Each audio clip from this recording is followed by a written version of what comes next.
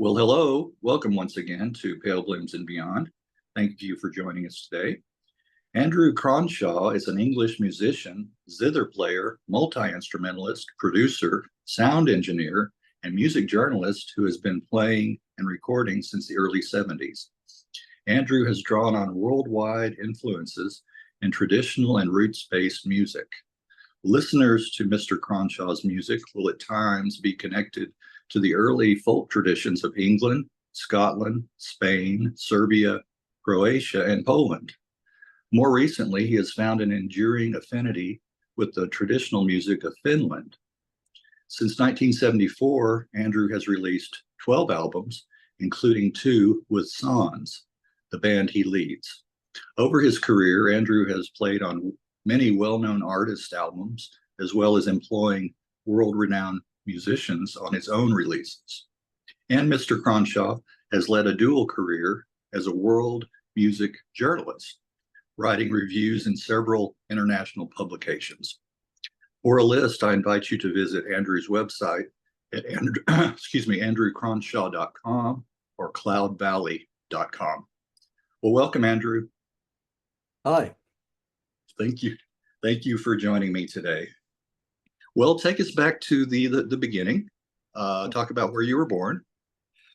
I was born in Lytham St Anne's in Lancashire, on the Fylde coast of Lancashire, northwest England. Okay. Do you have fond childhood memories growing up there? Yeah, it was, I had a good, pleasant childhood. I was an only child, so of course I was, I wasn't indulged or anything, but my parents were very nice, and no, I had a nice time. I didn't.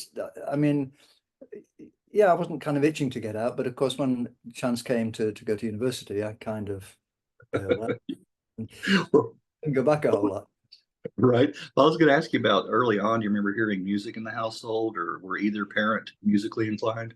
Not really. And my mother actually would sing, not at home, but I mean, because she would go to church, in the congregational church, and I did as well, but I didn't really go for it. It was a small town with not a lot to do, so if you didn't go to church and the youth club, you didn't really meet anybody apart from at school.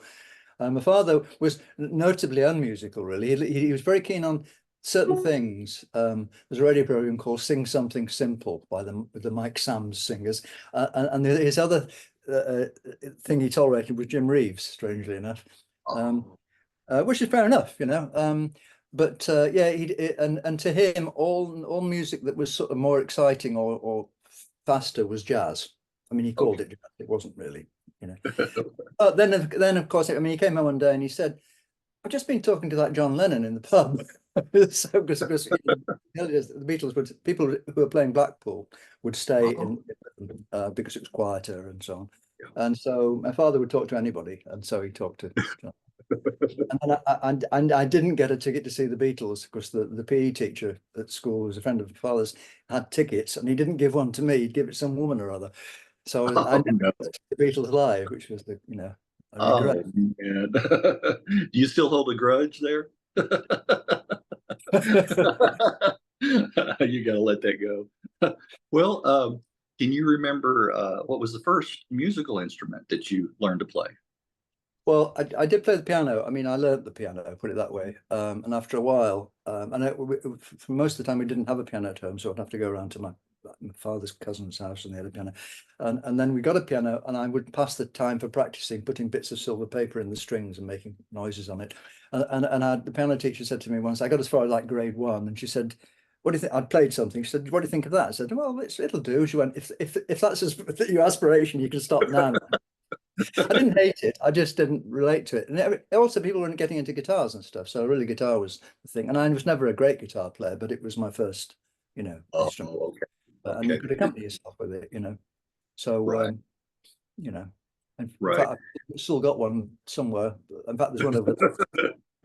I've heard that story.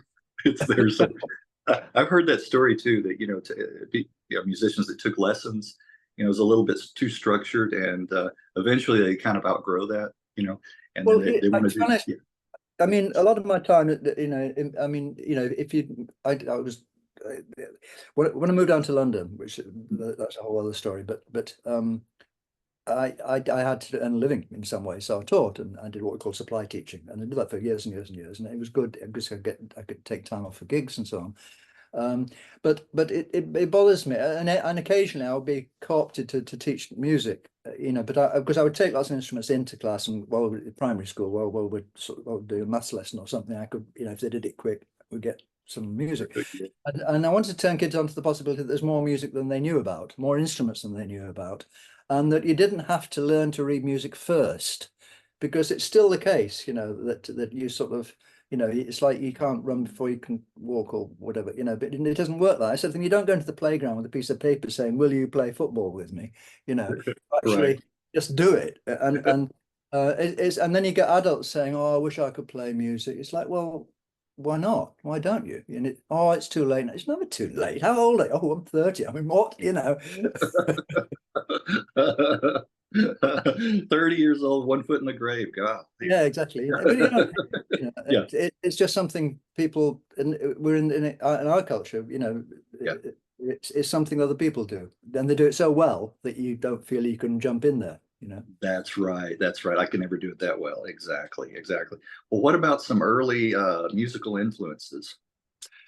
Well, for me, I mean, obviously, the Beatles are a formative period because I was in my sort of early teens, mid-teens, and and that was, I liked melodic music, and they were very melodic, and so that was kind of, and the fact that we had a teacher at school who, because having got a guitar, it had nylon strings and stuff, and I sort of, there was sort of folk music, but there wasn't really a scene, except there was a folk club in Blackpool, which is the next town up. It's like the Las Vegas of the Northwest, but with not all the lights working.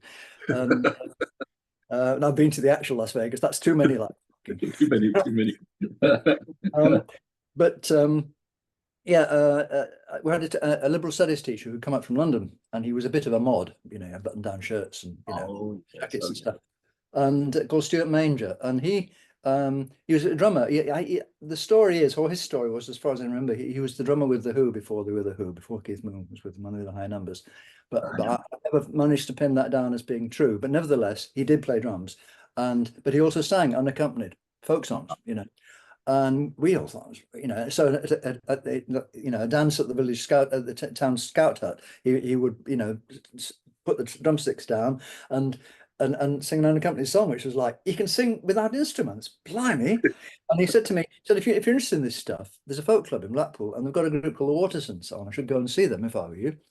And I Oh, did, and they didn't show up because Lyle was ill. oh, She was often ill. It was not right at the end. This was early on. It was like 1960 something, 6, something like that. And so, but then I started going every time, and there was a procession of it was a really good folk club run by a group called Taverners, and they were a good resident group. It was how folk clubs were when they were really good, and they would say who was on next week, and they would build them up, and people who looked like nothing when they walked in suddenly turned into this star when they performed, Um, and so I liked the ambience, and then when I went to university in Edinburgh, I mean, I ran into a whole different thing, which was a living tradition, yes, yes. people were singing songs that really meant something to them, I mean, not that they didn't in Blackpool, but it wasn't coming from like, the industrial hinterland or anything. It was, people, folk club stuff. And and at that point, I'd been to Spain with my parents, and I got a laúd, which is just over here, but it's a sort of pear-shaped 12 string sort of thing with frets, and it gave me a bit of sort of cachet in Edinburgh. So I have a lute, and eventually I brought it, and I played it the same as a guitar. It's just that it's got 12 strings, and but then, because I realized I was never going to be as good a singer as the singers were. They were really good. I mean, and I was never going to be as good a guitar player as the guitar players were, because it was also a great scene for guitar players. We're talking about Bert Jansch had just Yes, Bert Jansch. meet Bert until actually I was in London. He moved to London, and the Incredible String Band. Likewise, I didn't meet Right. Mike Hearn until he came to a gig years later. So they just left, but nevertheless there was a very quite a small but very very engaged scene, and also it linked in with the traveller singers like Belle Stewart and Gene Robertson and those people. So you knew, they were really, they have what the travellers call the coignach. They sang and they really meant it, Yes, yes. And I was a callow youth from hands. I mean, this is a story. Probably lots of musicians have a similar story to tell. Anyway, so that was the point at which I really started to play. But then I thought, well, I'm not a great guitar player, and I'm not really a great singer. So why am I singing and playing guitar? And then I had friends, Phil and Sid Taylor, Sid was his wife, and she had played whistle, and it sounded really nice, tin whistle.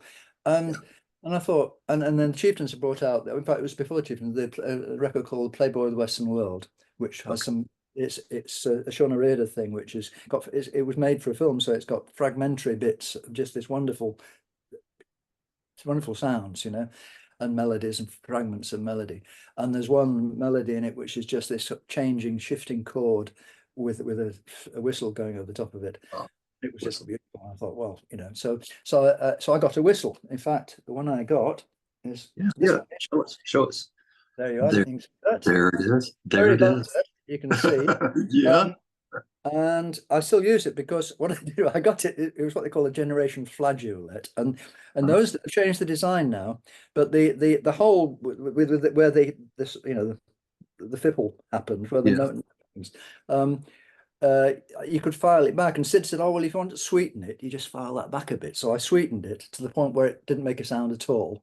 And I thought, I killed it anyway. So I carried on a bit further. Let me ask you this: what's the difference between like the whistle and like a flute or a fife? Well, it's a kind of flute. It's just that it's got what they call a fipple on the end of it. I've got flutes that were got somewhere. It's the difference between. No, there isn't one I can within reach, but when you're blowing a transverse flute, but basically they're all flutes. It's just how you happen to whether you blow across a hole or you blow across the end or you blow down it. I mean, I've got like Native American quoting flutes with where the fipple's kind of, there's a little duct that sits on top of it, and I mean it's got what's known as an external duct flute, but it's also an external duck flute. Okay. Yeah, I got that. I was given one in by there's a wonderful Stotfield Munsey Sioux singer called Bill Miller, and his bass player made quoting flutes, and when I was at Kerrville Festival, and not playing, but I was there, and that must have been that first trip actually, and with Nettie Van Drager, and so I got talking, and I played a ba wu. This is a ba wu, which is a Chinese thing with a reed in it, a metal reed. Metal reed. Okay. Again, this won't sound, you won't be able to hear it, but it's. But show how you play it. Do you do it? Yeah, like in this case, you don't blow across it; you blow into it. Blow into it. I hear that one. I heard something there. I must do it to the pitch. Okay. All anyway, right. That's it's a Chinese thing. And so I played that to him a bit, and he went to the back of the car and unwrapped something, and just handed me this quoting flute, which was is that right? Because it was such a great gift, and it's got not an eagle feather, it's a buzzard feather, I think. It's just over there, but you can't see it, which is so I'd worked with it, and I found that the fingering is really interesting the way it works. You put more fingers on, and the note goes up. It's very interesting, fingering. They're all flutes. The ba wu is not a flute. It's a metal reed. It's called a heteroglot clarinet. Technically, it's not clarinet, but it's in other words, the thing that makes the sound is not made of the same stuff that the rest of the thing is made of. Oh, okay. So I've written books about musical instruments, so I know my organ. Oh well, I was going to say this will be an educational process for myself and the viewers. So this is very enlightening as far as the instruments go. Well, did you start out playing on your own solo, or were you ever in a band? Yeah, I did, because well, just because you've got to start somewhere. And then briefly, we had a trio with Phil Taylor and Florence Taylor, and called Timpani Bit, which we just put together for a folk group competition. It didn't last very long, and it had a fiddler as well. But that was very early days. And then, and I've always thought, I've had groups, but they've always been like one was called Andrew Cronshaw and ... known as the And. Which had Martin Simpson and Rick Sanders and all sorts of people in it at various times, June Tabor, all sorts of people were in it. And I persevered not having a band with a name because I knew what happened. That the people who had a band became so-and-so X something or other band, you know. Yes, right. And I went with that. And it wasn't until Sans actually that because we decided we were going to we were creatively equal. I was doing most of the organizing, in fact, all the organizing and the sound and everything. That we should you know, there were too many names to put on a bill, so we had to, you know, have a band name, which was fine. But I've been there, done that. That was a great project. We did 2 albums like that, you know, and then because of COVID and because of all sorts of geography and all sorts of other things, it just became impossible. So I'm, you know, but also these days I'm very happy to working with Tigran Alexanian, who's an Armenian duduk player. Duduk, it's like a tube with a big fat reed on the end. And Ian Blake, who has played with me for a long time, who commute, well, mostly he lives partly in Australia and partly here, but he's mostly here at the moment. And he plays bass clarinet, and he's a multi-instrumentalist too. So, but with me, he mostly plays, you know, reed instruments.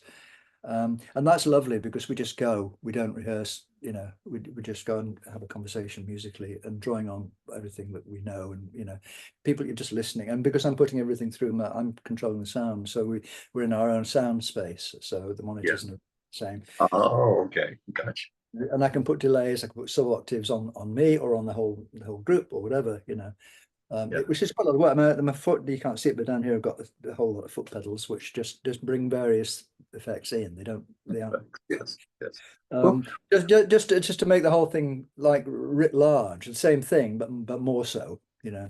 Yes. Well, yeah. I have to say, you know, you mentioned before melody, you know. Yeah. I think I have an ear for melody. I've collected enough of it, but I love it. Has to have a nice melody, songs that I have an affinity for. But I have to say the majority of your songs, I like the ones that are basically just you and the zither.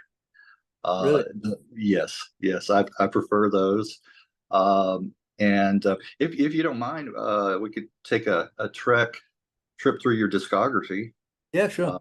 Okay, and then I'll just what I like to do is just kind of get your maybe a impression, a backstory, inspiration for, you know, a few of the tracks that I appreciate. Yeah, sure. Okay, because you asked me, did I listen? And I'm going to prove to you. I'm glad you got in touch with me because you were the second person in a week or 2 weeks to get in touch because of that very first album, which has a really hard sleeve of random stuff.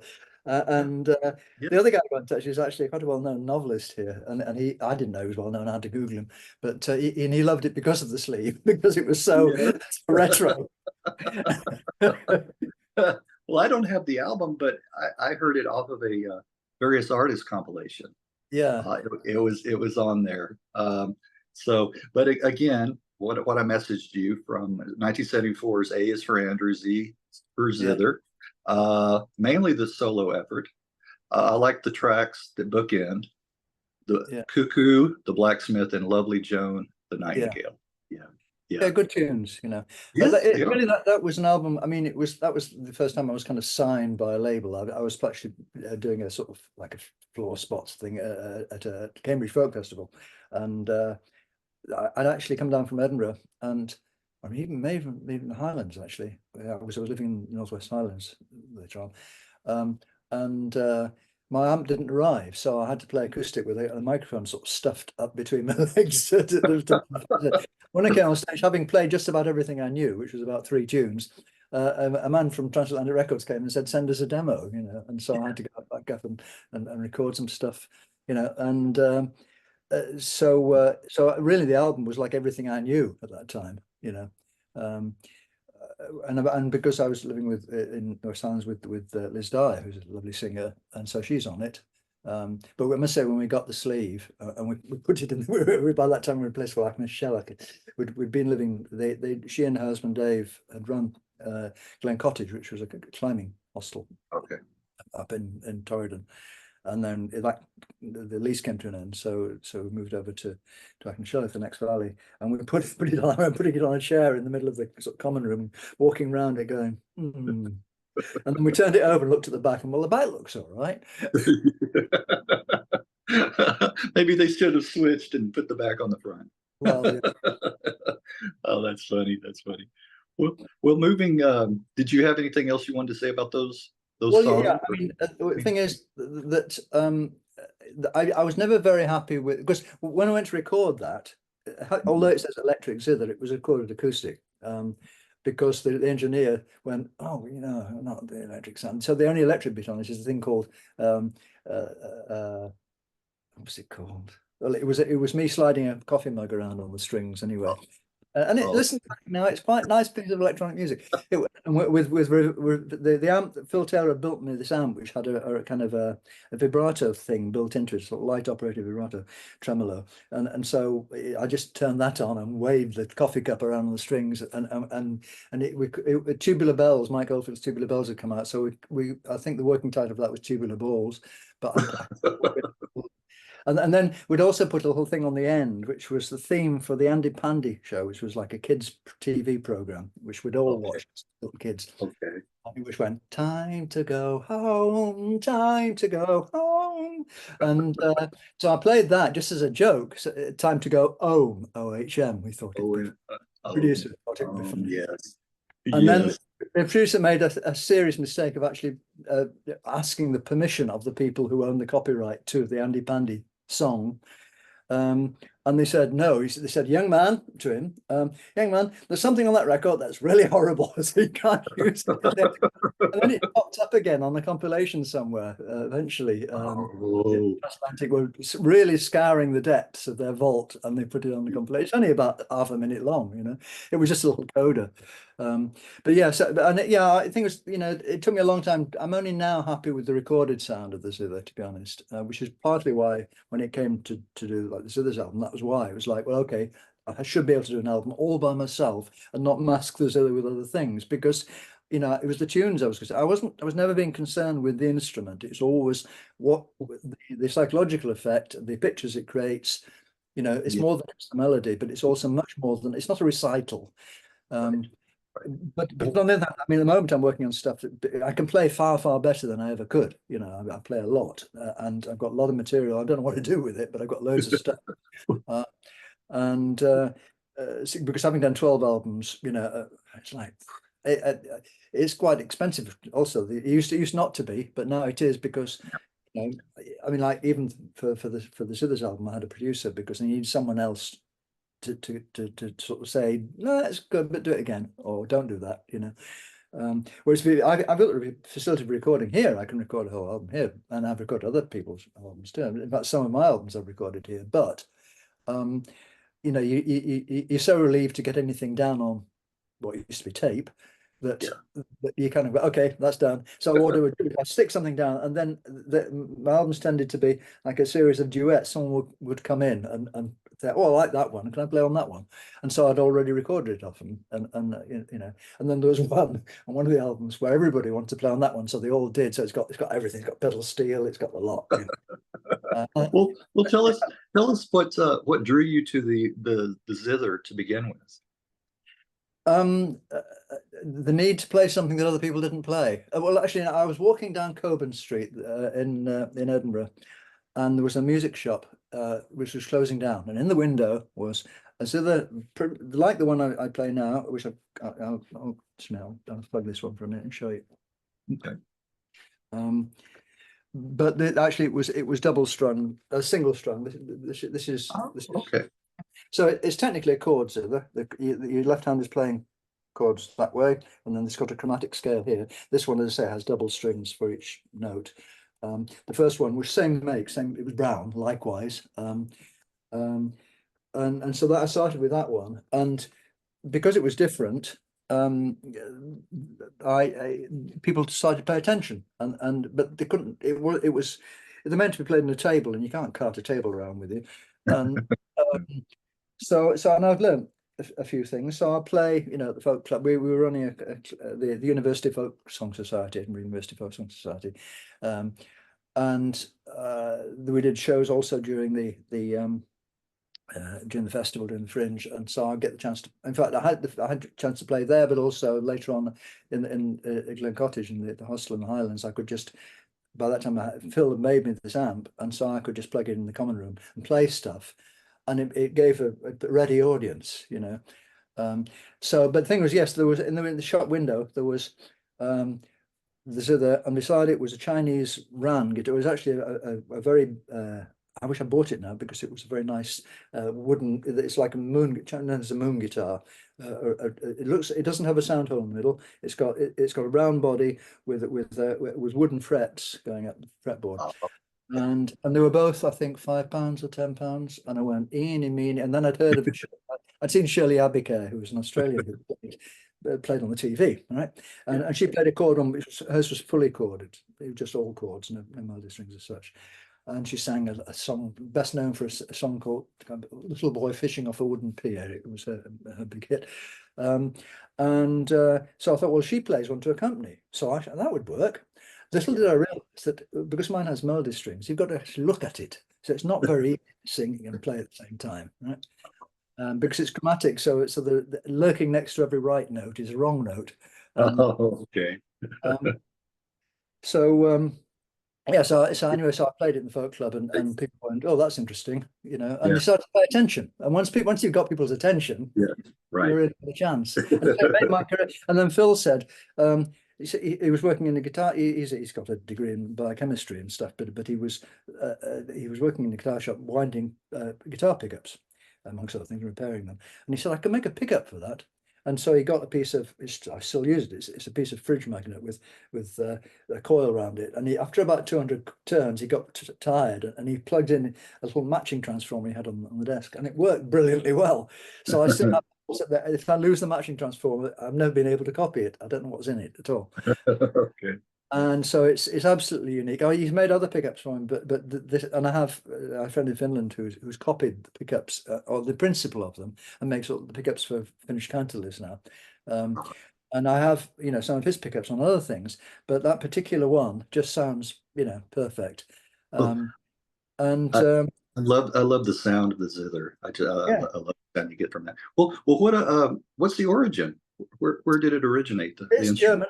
It's part of that whole slew of instruments which came out from sort of tail end of the 19th century into the 20th century, before there was intended to be played at home. It's an easy thing to play, not an easy thing to tune, however.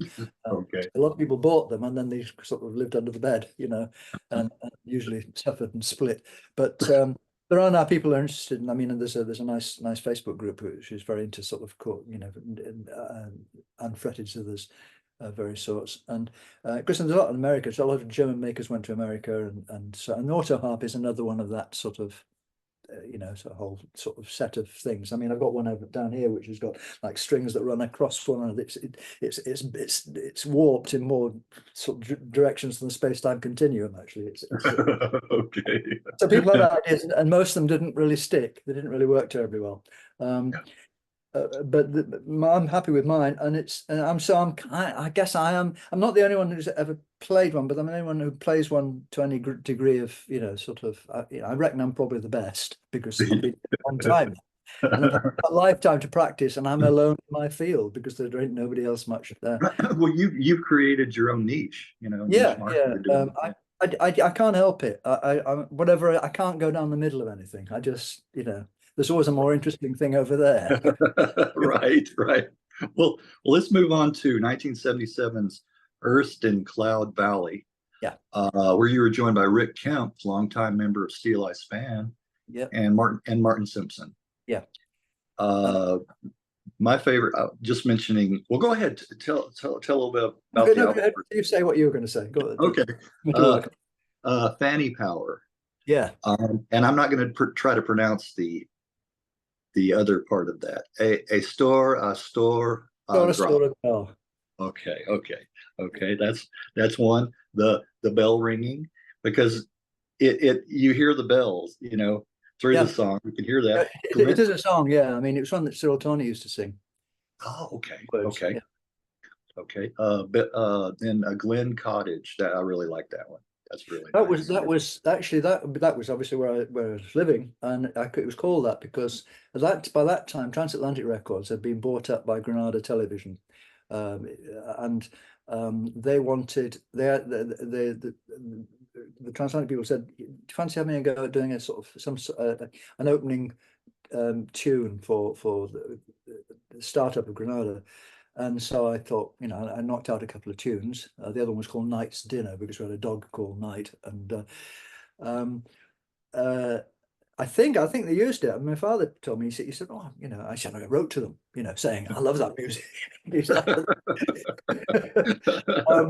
but yeah, so it was written, it was like a commission. And I don't think, I don't recollect earning very much from it or anything, but yeah, so Glen Cottage was where we lived, and it's in the middle of a glen in Glentorridon with nothing, just these huge well, not by global standards, but for Scotland, 3,000-foot mountains or whatever on either front and back, and in fact, yeah. In fact, they also there, one day that I was looking out and through the horizontal rain was coming a heron flapping very slowly, and it went like herons do, rock. And I, it was a strong image, and so when I had a friend who was like mocking up some ideas for the sleeve, and what she was just dabbing paint onto a paper, and it came out looking like a bird, and I went, oh, and I got another friend to it. It's not on that other thing, Cloud Valley. It's not a particularly accurate heron, but it was a good symbol, and. Yeah. And so that became the symbol of Cloud Valley music and all that. Right, and that's carried on, with other Yeah, albums. yeah. Because after that first album, I thought no need to have my picture on the front. Yeah. I learned that. And also because by that point, I'd moved. In fact, it was because I was. Uh, Transatlantic were about to give me a 4-album deal or something, and then they got taken over, and I'm glad that I didn't have one, having listened to what Brian Gilland had to say on his interview. Yeah. At the same time as me, Griffin, and but they never knew what to do with me there anyway. They kept saying, "Oh, Andrew, we need an angle," and I'm going, and I had trousers that I'd sewed leather leaves interlacing all the way down them because we had an old bus with a battery that leaked, so I would take the battery out and it leaked all the way down my trousers, so they end up making more and more holes. Oh, And man. so when I Okay. came down to London, I was dressed and I had a leather sort of shirt thing that my mother had made, and and I had, I mean, looking back, my hair there was a lot of hair, and um, uh, and I lived in the Northwest Highlands, and now as a journalist, I would be able to say, look, if you can't find an angle on out of that, and I play the electric fiddle, by the way, what? So You're in the wrong business. yeah, Yeah. exactly. And they had a series of different press offices because it was the biggest independent label in Britain, at the time. Yes. And yeah, so we did that, and then in fact later on, in fact, Till the Beast's Returning, which was one of the later albums, that was also linked to Glen Cottage because the lease had come to an end, and we were sitting in the common room with an Australian friend of ours who now lives in Edinburgh, and she looked out the window and went, does he come here often? And there was a raven. It looked like disappearing at the raven. Anyway, it had been perched on the sort of fence outside, just disappearing across the valley.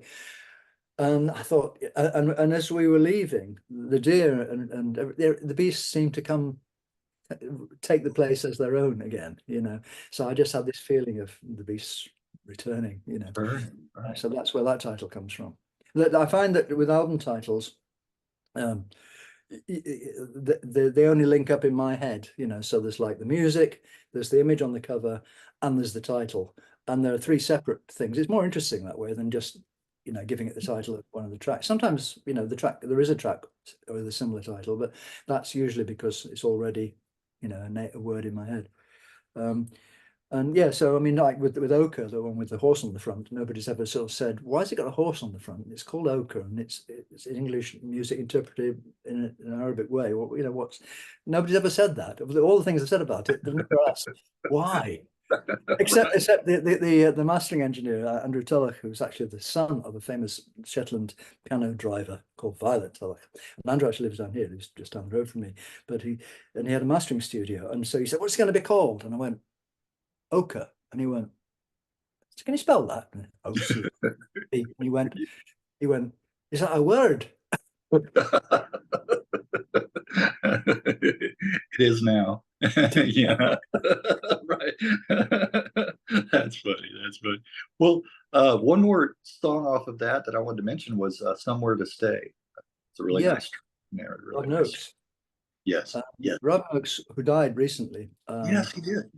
I didn't know him very well, but I've got, you know, because I used to record stuff with. We had this place called the Crown which it had been in the days of Jansch and people and Archie Fisher and the Incredibles. They'd done stuff there, and then there was a gap, but it was owned by the university, and they were going to pull it down, but they gave us the use of it, and we had the upstairs, and Dramatic Society had the downstairs where the earlier people had played, and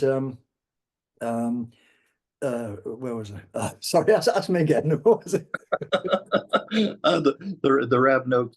Oh, the Rob Noakes. Tracks, Yes, well, the somewhere thing was, you know, the people we would put on these things, and then people would come and play for nothing, you know. But they were really often. Also, it happened that during the festival, the Corries would have a show in the around the corner, and people would come who were their guests and do a spot for us in the interval or before they had to go back for the finale.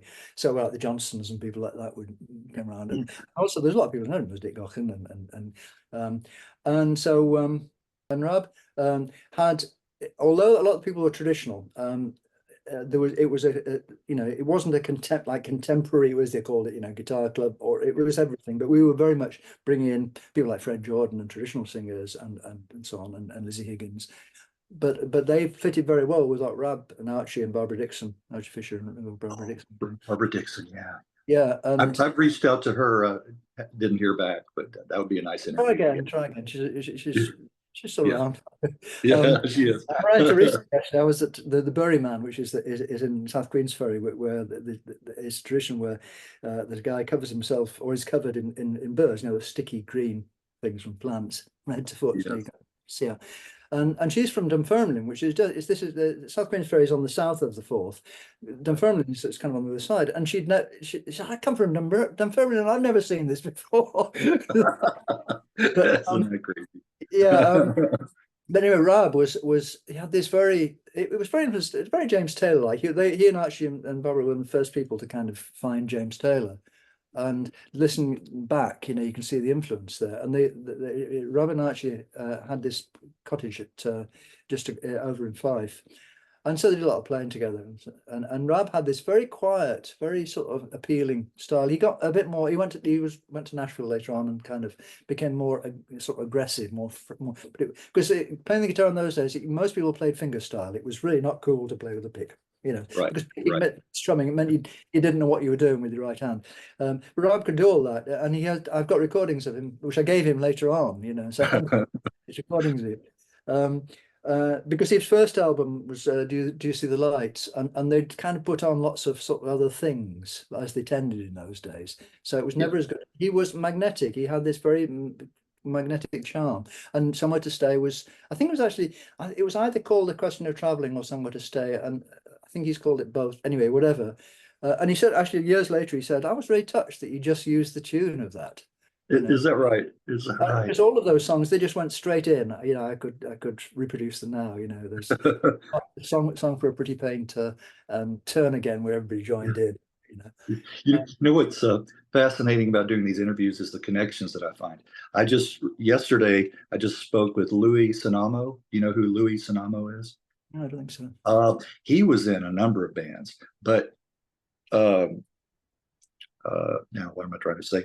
James Taylor, he played on his Apple release, the one that was, yeah, the English. So when you mentioned James Taylor, I said, "Oh, that rings a bell." Yeah, just yesterday. That first album of James Taylor's had had strange little sort of string quartet-y things joining the tracks. It was a bit conceptual. Right. I did actually meet James Taylor. I was with, in fact, Sanna, who sang with Sands, was in a band called Hidingana, Swedish-Finnish band, you know, and they were in London. So we went to the BBC to the Johnny Walker show on BBC, which is pop radio. And the other guest was James Taylor, and so we got to meet James Taylor. Great. Yes, yes. Well, Very mild-mannered, very quiet man, you know. yes, I've heard stories. Yes. Well, moving on to following year, 1978's Wade in the Flood. I like that title. I like that. You added more players this time. Yeah, only I guess Holly came in on that one, didn't she? Holly Tannen, who was New York born but Californian. She was at Berkeley, Appalachian dulcimer player. She was my girlfriend for a while, and so she was on that playing dulcimer. But it was basically John Gillespie played keyboards on that, and Martin Simpson and Rick Kemp. So I'm just trying to visualize the photo on the back. I think that's it. That's because again we recorded, because the previous album, the great Earth in Cloud Valley, was recorded. I was actually at Bill Leader's studio, which at that time was in Yorkshire, with Roger Nicholson, who was another Appalachian dulcimer player, but very sort of what might be described as Apollonian, very sort of classical in a way. And he got me and Jake Walton to come and play with him, and very generously. I mean, I was just playing kind of on a session, really. We went up there and just play, but he gave us credit. So I mean, in a way, that people have that as one of my albums. It's not. It's a Roger Nicholson album that I'm on. And Bill did what I hoped he would do. He said, "Would you like to make an album?" Yeah. Bill, he never asked about the deal. He never signed anything, or I don't reckon he signed anything. It was because it was Bill Leader, and it was Leader Records, Leader and Trailer. So there's that one, and then in the next one, then for the following one, I took more. With Bill, he just really had reverb, and so if I wanted like phasing or anything, I had to take stuff in. And we had a lovely time, and it was all the way I've always been. You go to a place, you make music. I've got ideas, I've got tunes, and I've always played with people who are so good that they respond really well to stuff. Right. And I kind of miss that. So I'm sort of thinking I might, go back to a bit of that. But it's just so much more. In those days, everybody gets their share of the royalties and stuff, and I can't remember what I don't remember. Unless if I was producing someone else, was producing like Silly Sisters or June or whatever, then people got paid, session fees. But we did it cooperative. Rick Sanders and I, we will never charge one another for anything. I mean, we'll always work on stuff together. And so, there might be some bit more of that. Yeah, because Rick was on that as well. That's right. Yes. Yeah. And of course, he had a thing called a talking pedal, which went, yeah. Right. I hear that. Yeah.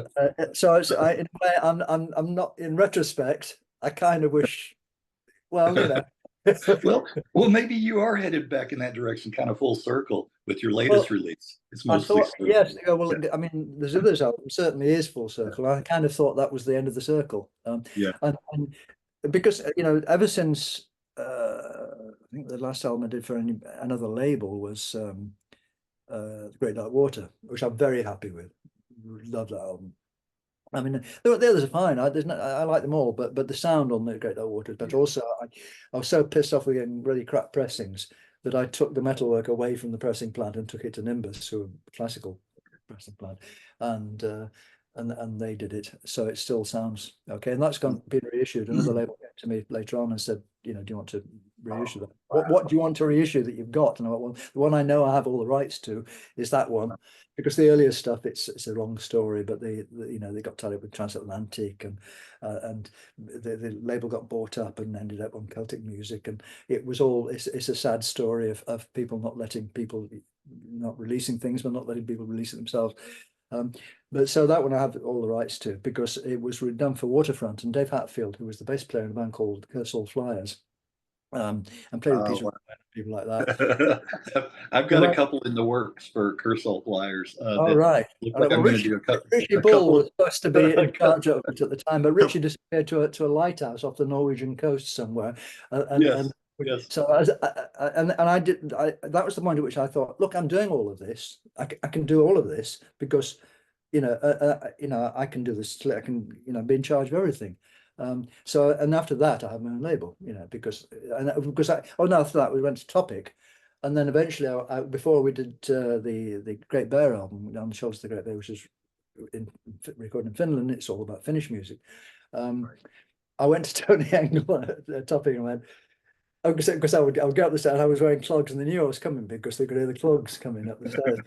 And I went, so the next album, it's all going to be in Finnish. And his face was a picture. Okay. Well, all right, you don't have to do it. Well, before we move on to the Great Dark Water, a few of the tracks off of Wade in the Flood that I really enjoyed were Belle Isle. That's the one with the talking pedal. There's a lot of that. Yes, that's the one. Leading Rue Vaternish. Patronish, yes. Patronish is the top end of the Island of Skye. And it's a melody I find. I still do. I find melodies in pipe tune books and fiddle tune books, and a wonderful collection, Kerr's Merry Melodies for the Violin, which comes in 4 parts and has been constantly published for like a century and more. Oh, okay. So a lot of those tunes came out of that. And Gentle Dark Eyed Mary is the one that's kind of stuck of all of those. That's the one that is still in the repertoire. And I play the others, at home, and I think, oh, I should do that. But partly because when working with Ian and Tigran, I don't get to play very many of the traditional tunes because we're improvising. So bits of them come up, and that's fine. That's I love that. A couple of more, and get your take on Brave Wolf. I enjoyed, and then Malcolm McPherson's Lullaby. Yeah, that was it's down in the tune book as a march. It's like Malcolm McPherson's Lullaby March. It seems a bit unlikely. Thing is, you could tell from these are the English titles in again Kerr's Merry Melodies, and you could tell from the English that it was probably a Gaelic tune, and certainly like Gentle Dark Eyed Mary, the weird thing is we never pin down which Gaelic tune, what it's similar in some ways to one, or have I been I forget the Gaelic offhand, but I had to ask my Gaelic speaking friends, what do you think that is? And Marianne Kennedy, who's a Gaelic singer, harp player and TV presenter, was a really good friend, and I said, do you know what this actually is? Because Sing Out have reprinted it, and I said if you can transcribe it, you can put it in Sing Out, and she said, I actually don't know. That's my mum, and her mum is the expert on Gaelic music and stuff, because she comes from a very Skye family of traditional musicians and so on, and kind of couldn't figure it out either. But it's the closest I can think of.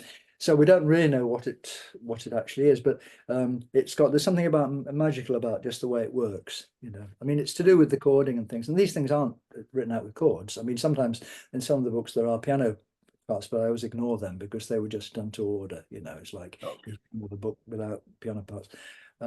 So a lot of the pleasure is actually working out a chord sequence for things when I've only got actually basically 6 chords. So I've got to find ways of crossing. So I'm still learning a lot about chord progressions and sort of ways, and I'm finding that like the Southern Scottish music is very sort of formal stuff. The Gaelic music is another world, really. Robert Burns used Gaelic tunes, so there are meeting places where these Gaelic tunes became Scottish, Scots songs, but there are things like Yorams, rowing tunes, and quite minimal, but with quite a wide compass, which is unusual. Like in Finnish music, like the Runo Laulu are only usually 5 or less notes wide. Same with the Estonians, even narrower. Scottish tunes are, no, I won't say primitive because nothing is primitive. It works for the people that are doing it. And people, nobody's ever been more primitive than we are. We're just people. But They're quite modal, and if you mess around with them too much, you end up with something which sounds very sort of Victorian, you know. Right, right. So I'm trying to, you know, so I don't really want, or even though there's a real pleasure in figuring out, it's like, you know, I was talking to Mary Boyner, the Sammy singer, once interviewing her, and she said, you know, the people that play with me, she said, left to themselves, they play jazz. So I don't want to go there. You know, it just everything ends up as being, because it's challenging. It's like improvising, you know. Yeah, I come from a yes. non-improvising tradition, you know, Right, and right. but you know, improvising is great because you think, oh, that's Uh-huh. great. I'm happiest with things Right, where I don't know quite what's going on, you know. right. You try to avoid the predictable, but in trying to avoid the predictable, you sometimes leave behind the people who are listening to you. There you go. Yes, there you go. You want to challenge them just enough. Yeah, Yeah, yeah, exactly, exactly. But you're we all right. try and lead them, you know. Which is, Right. uh, But you're right. You're constantly learning, like you said. That's part of it, you know. yeah, But I wanted to.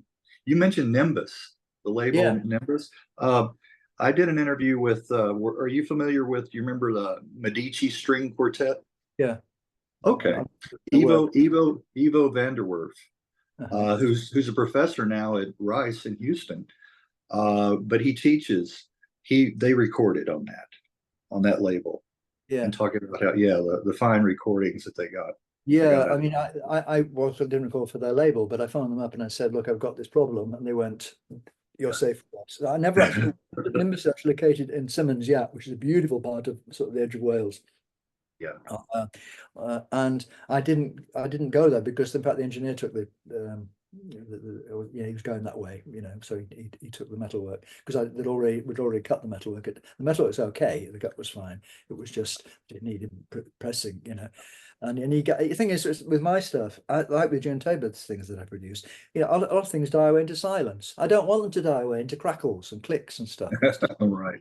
Whereas with things that got a lot of rhythm section going, you know, it can push through all of that, you know. And in those days, the pressings, it was, and the pressing plant that did a lot of the stuff was called. Anyway, I won't name the guilty party, they would say, oh, it's commercial. I get a test pressing, I go to Topic or whatever, get my white label, get home with it, put it on, and I go, oh no. Yeah. And, Yeah. and then they do another one, oh no. What's going on? Oh, it's commercial. What they meant was, by commercial, they meant not too many people would return it. Right. Um, Yes. Yes. you know, and I mean, the modern pressings now, I don't go for this sort of 20 or 30 pounds, you know, for an LP thing. Oh, But the heavyweight pressings and the ones I've heard, like Knut Reichert, the Norwegian guitar player, gave me one of his vinyls, and it does sound fine, you know. But I still think CD digital was the first time, and I know there are lots of people who are the warmth. Look, if it's not warm enough, if you know, it's like if it's not warm, turn the fire on. Well, if it's not warm enough, turn right. you know, just EQ it a bit. And I know because I was there in the studio, I know what things sounded like. And then Yeah. first, in those days, you get a cassette from the studio and you put it on. I think, no, there's something wrong with the cassette. Did we Dolby it? Is it not? Is it, you know, is the cassette, you know, Right. running at 1 3/4 IPS, you know? You just done something in the studio and you wanted to have it to come bursting out, you know, and it was Right. good. Or maybe it's just a cassette. It'll be all right when it comes to the pressing, and it then comes to pressing, and it's not a lot better. It's not. So when CDs came out, for the first time, I could actually hear in my house what I'd recorded in the studio. And as far as I'm concerned, that's fine by me, you know. Yes. Yes. Well, moving on to The Great Dark Water from Yeah. '82. More musicians on this one, including June Tabor, and another interview you may want to check out, Bo Fletcher. I Have did you an done Bo? interview. Have you interviewed Bo? Yeah, Oh, I that did. was I a did Bo. great I chat. did Bo. All And let me right. tell you, just so you'll know, it was it August of last year. August of last year. Yeah. So you can scroll down. Oh, I mean, you know, Rick and Bo play together still, you know. When I And saw Bo Fletcher, I'm like, okay, I yeah, remember. Yeah. Yes. Yes. I mean, I've never really needed a guitar. I mean, okay, Martin Simpson, you know, but you know, Bo's a really, really talented guitar player. Um, Yes. Yes. um, and a lovely, lovely man, a very warm-hearted, you know, Yeah. huggable kind of a guy. And but I've never really sort of needed kind of what he does, you know. But he's always been really supportive of me, really lovely. And Right, right. we play your tune when you're not there, you know. In fact, I'll send you the link so you don't have to scroll too much. Yeah, sure, You thanks. can just check him out. But Gentle Dark-Eyed Mary Yeah, is a favorite track. well, And then that's one. Empty Places. Yeah, well, And both. I mean, I've recorded "Gentle Like a Mary" again. In fact, it's on another album because I mean, I had to give a different title for the sake of registering it with PRS and stuff. So because it was it was just me that time, because I'd never done a definitive zither version of it, and at that time I wasn't happy with the zither sound. It was like, so we put other things over it, and that's why one of the reasons for bringing in other people to. But I like to articulate the top line. I would often play like the whistle or something, because I know how the tune in my mind goes. But yeah, yeah, Empty Place. Well, that was a brilliant piece. Dave Bristow, keyboard player, is an absolute, just a brilliant player, and he Rick had a band called Second Vision. It was, I mean, Rick and John Davey, who played at various points in Griffin and in the Home Service, and now lives mostly in Bangkok, I think, actually. And Dave Bristow and Mickey Barker, who's also on that, and John Etheridge, who I'll be seeing Tuesday, in fact, because he's still has Soft Machine, and Fred Thelonious Baker, who also played on that,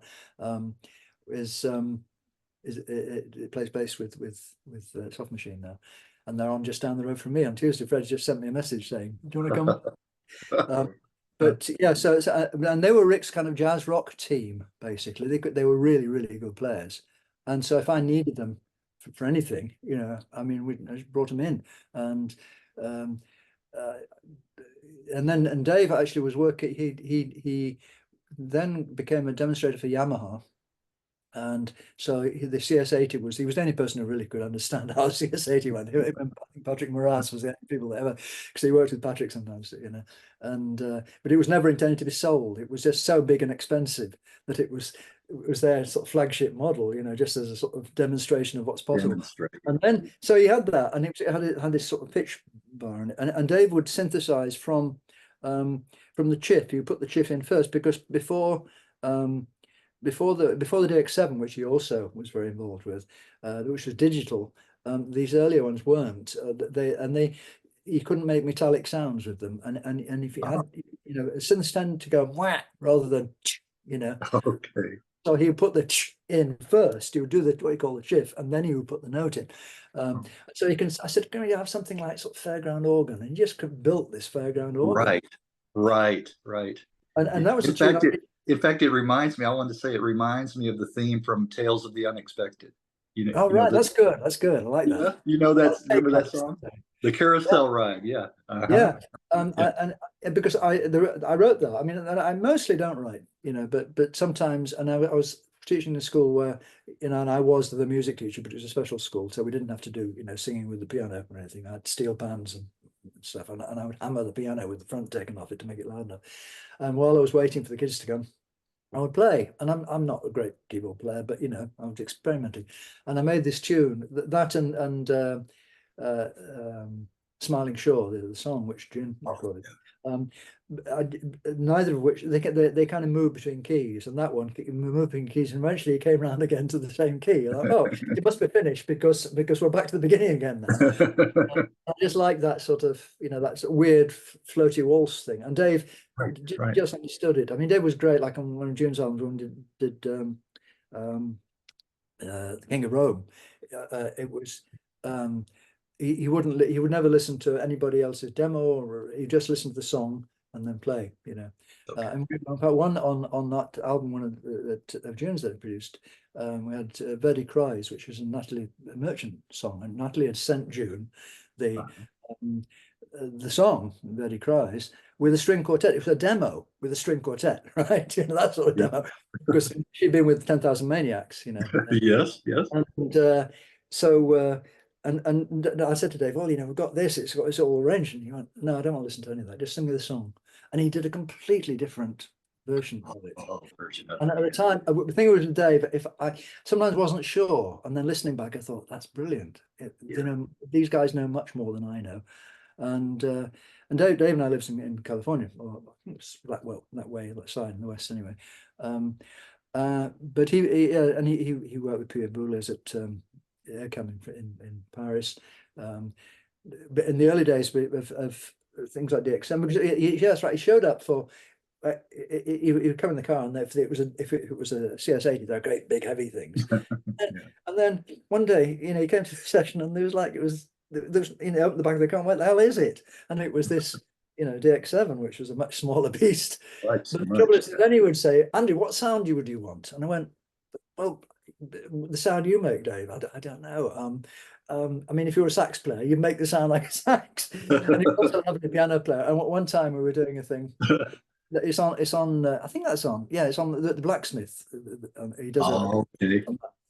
And Rick had a studio in a place called Rock in how appropriate, it's a village called Rock in the West Midlands, and he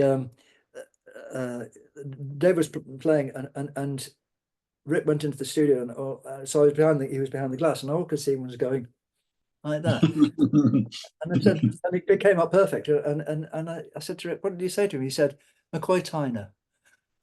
Oh, McCoy Tyner. Oh, okay. And Dave knew exactly what he's talking about, So okay, more of that.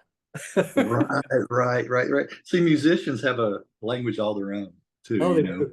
Yeah. Yes. Well, I wouldn't, well, moving on to Till the Beast Returning, which you referred to earlier, 1988. I like the Dark-Haired Youth. It's one of my favorite tracks off of there. And then the Hawthorne Tree of Cawdor. Yeah. Really. Yeah. I mean, they're both Scottish traditional tunes. Yeah. But Dark-Haired Youth again is obviously a Gaelic tune with the English title, Yeah. And Hawthorne Tree of Cawdor was also called. It's got another title. Can't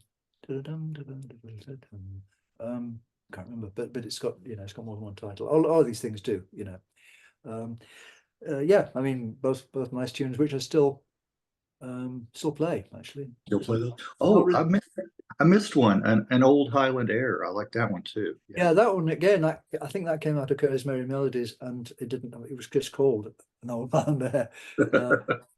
That one actually. Yeah, I had one of the various Cronshaw sort of loose ensembles, because I always thought it'd be nice to be able to rehearse with the band, and we never had the chance really. And when I did get a chance to rehearse, like after the second Sans album, and we had to learn to play things the way we'd done them on the album, and I hated it. It's like right. The previous album was a live album, and we just went and sang, and we winged it. But so.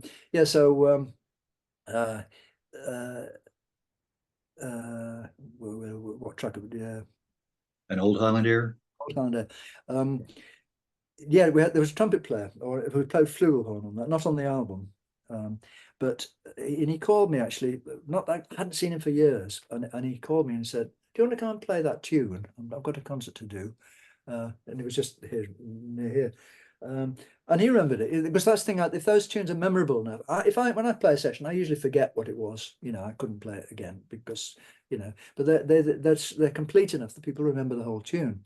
And of course, he probably remembered it better than I did, and I played it and improvised a bit in the middle. But he's a classical player, but he was kind of hip to that. But the thing was, we were playing in with that band, and Rick and Fred Baker, I think. Anyway, and Dave, no, somewhere. Rick had just flown in from America from a Fairport tour, and he was jet lagged. So we thought, we're going to have to keep Rick awake all the way through this gig. Okay. And so we did. And then right at the end, there's supposed to be a coda, the Highland Air coda, flugelhorn, end of gig. Yeah. No flugelhorn. It's like, oh no. We finished, and we came off and went in the dressing room. There's Dave laid out on the sofa, asleep. That's funny.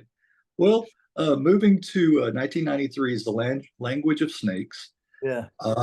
This album and the following, On the Shoulders of the Great Bear, is when you showed your affinity for the Finnish Yeah. tradition and Finnish folk music. What led you in that direction? A record. They came for review to what was then Folk Roots, and it was by a group called Salmakannel, which means electric cantilly. And I looked on, I liked it, and it had a sort of, because I've been playing with Holly Tanner and some of her old timey friends, like Rick and Sandy Epping, and you know, sort of Bay Area people who came over here. And so I had that rickety tickies, and actually a banjo on it, which turned out to be in fact, a sound engineer on a 6-string banjo playing it like a guitar. But it hadn't, and there was a picture of them on the back against a kind of a finished wooden wall, but it looked very like an old timey sort of thing. And I went, oh, how did this old timey music get to Finland? Well, of course, there is a connection, but that wasn't it, you know. And so I reviewed it, and then I got, I guess it must have been a letter. No, I think I wrote to the label. That's right, a guy called Timo Narvainen who died a while back, and said, "I'd just like to say hello. I don't normally do this, but I like these guys." And he said, "Oh, I'll pass that on to the leader of the group." And Saha, and it turned out, and I didn't know at the time, was the director of the Folk Music Institute, as well as a cantilly player. And he and I are very good friends, and he features on various things we've done since. And and then he sent me like all the LPs of Finnish traditional music there were, which was just about that many, because they were releasing on the Folk Music Institute label, and invited me over. And then he sent the director of Kausinen Festival, it was Jyrki Hiskinen at the time, arrived. And he said, "I'm in your local pub, and I've got a present for you." And he showed up, and there was a box, and it was a 5-string cantilly. It's hanging on the wall over there, and so I felt welcomed, and so I went to Finland. But actually, I'd had some gigs in Portugal before it, and that was a bit disorganized. It was lovely. It was a series of gigs, each with a different other performer, like Carlos Paredes, the great fadista, and all sorts of people. But there were no mobile phones or anything, so timings were, it was all over the place, you know. And it was Portugal. Portugal's much. I go to Portugal a lot now. I love it. It's got a great music scene, and I've got lots of friends there. But at that time, it was like, you know, people were saying, "Why can't Portugal do anything properly?" We said, "Well, you could not trying to do business at midnight. Well, most of us aren't in the office at midnight, you know." And that sort of. So anyway, I'd done this, and I'd borrowed. I've got there. I liked to have a bit of R&R time, you know, and so I borrowed a bike, and I was going down a hill in Caminha, I think it was in North Portugal, and a little dog ran along a garden, barking at me, and the gate was open, and it ran under the front wheel of this bike. So I went straight over that. And I was wearing I was doing bird watching. So I like on the road. I still got bits of the road in my hands, I think. I only recently have I noticed they maybe aren't there anymore, but for years and years. And my nose was lacerated as well. I really had gone like that. And I thought, was the dog all right? The dog was fine. He got up and licked me in the face, you know, and the person took me in and gave me a glass of water. The dog was very, very jolly. It was a little terrier. It was fine.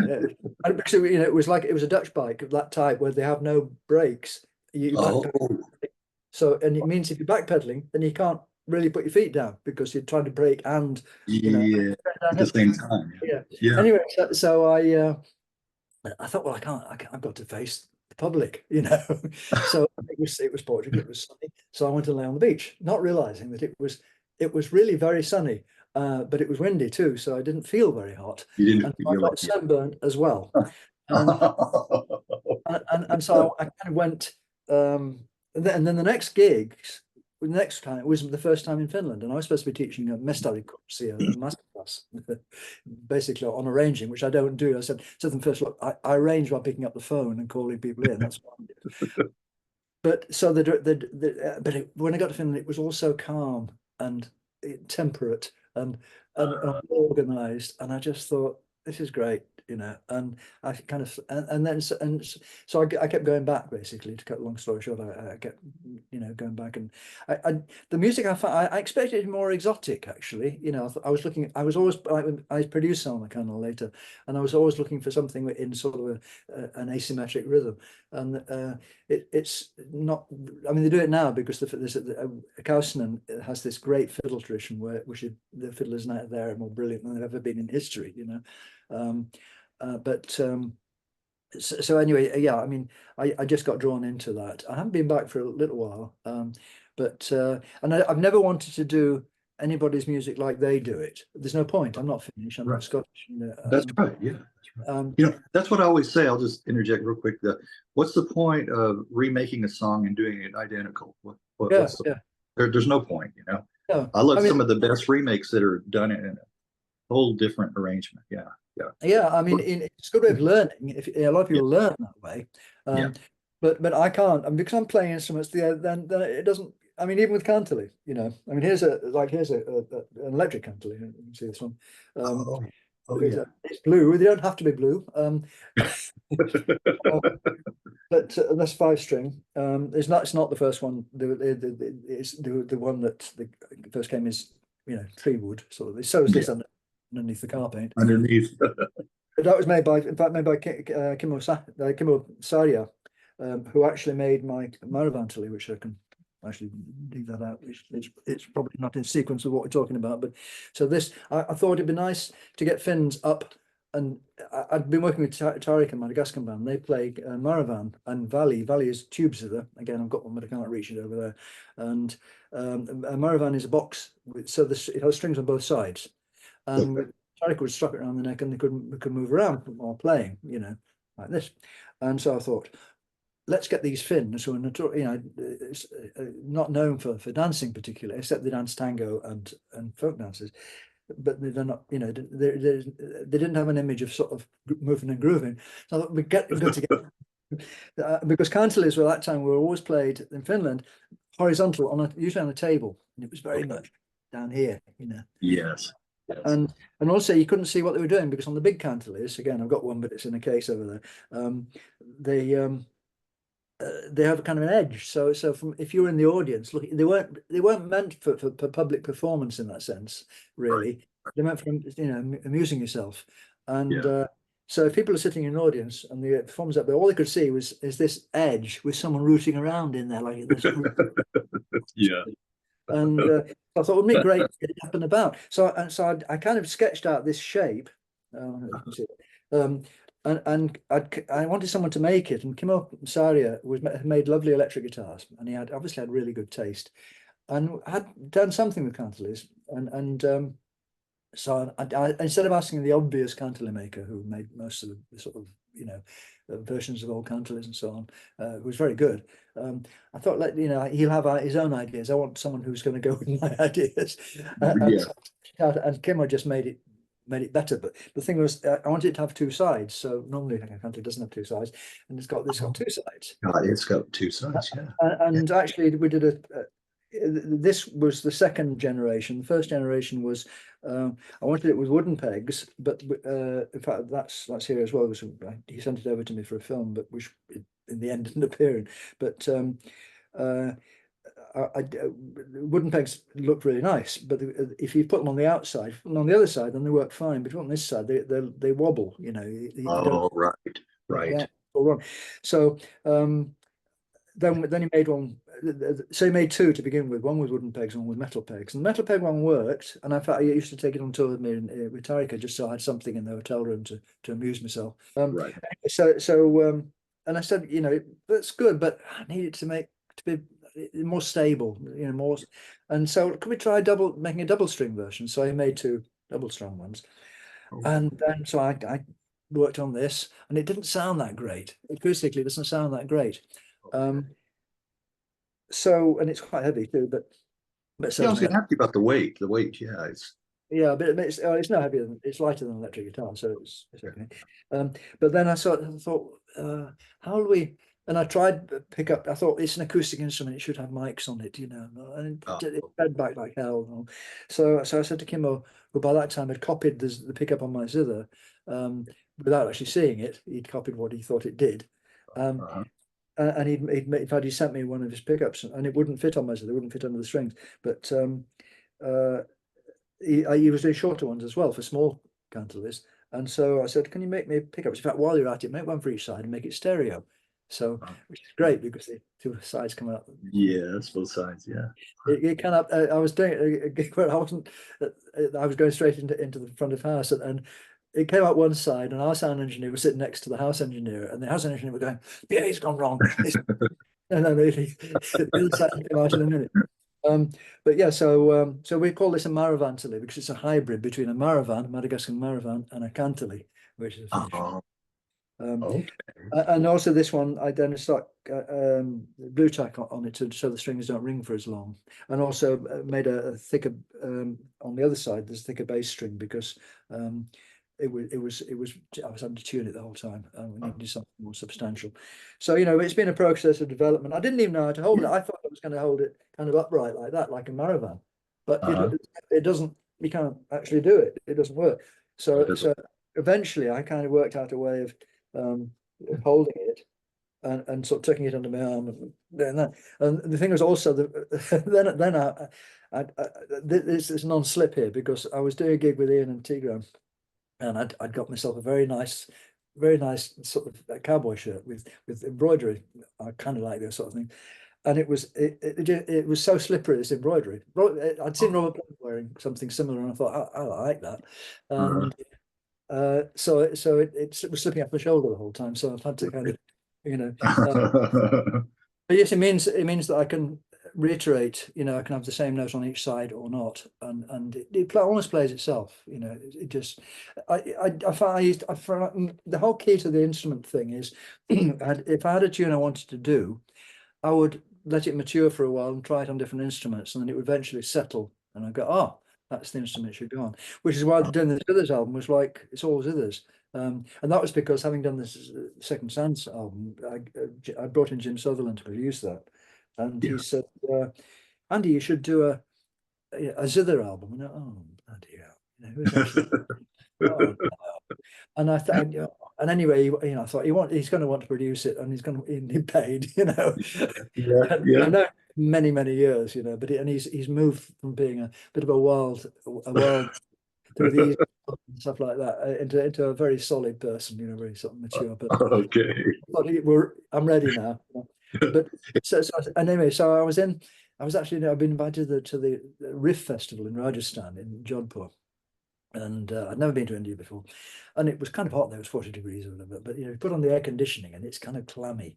And so I Yeah. switched it. I remember there was a ceiling fan going around, and I was thinking, with a distance lending enchantment to the idea, Yeah.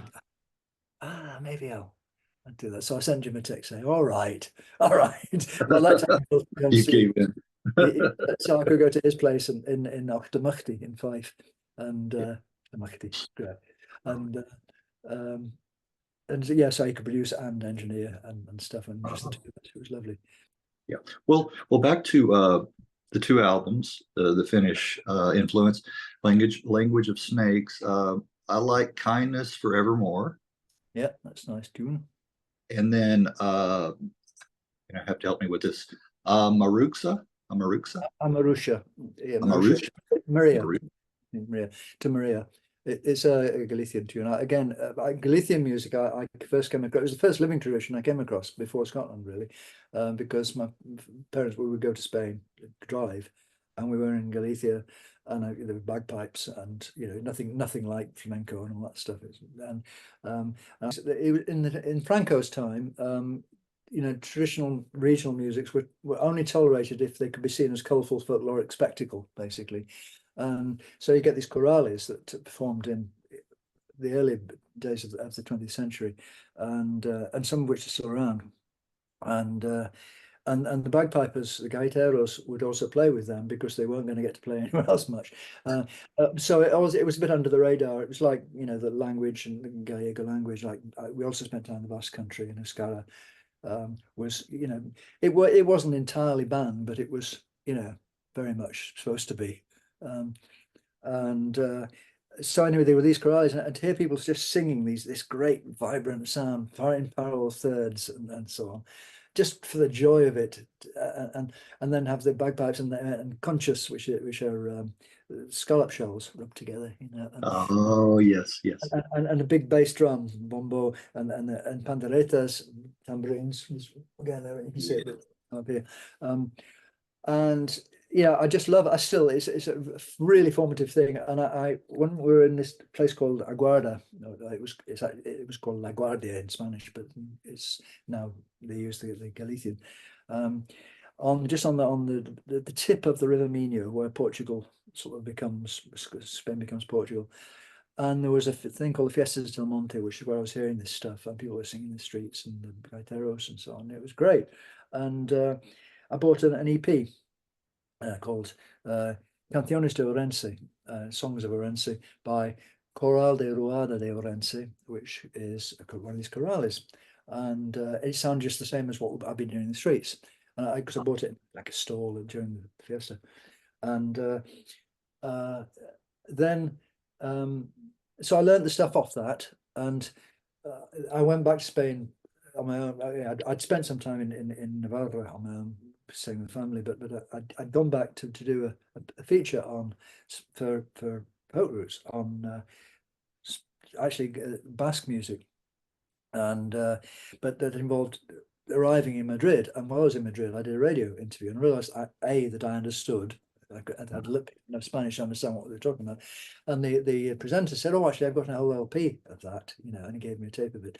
Oh, right. And then decades later, I got an email from Coral de Ruada de Orense saying, we've seen you play some of our tunes like Panderada in Trimo and Alal de Castro, and we're doing a CD." And this was quite the other day. Like, really? Been around since like 1912. Okay.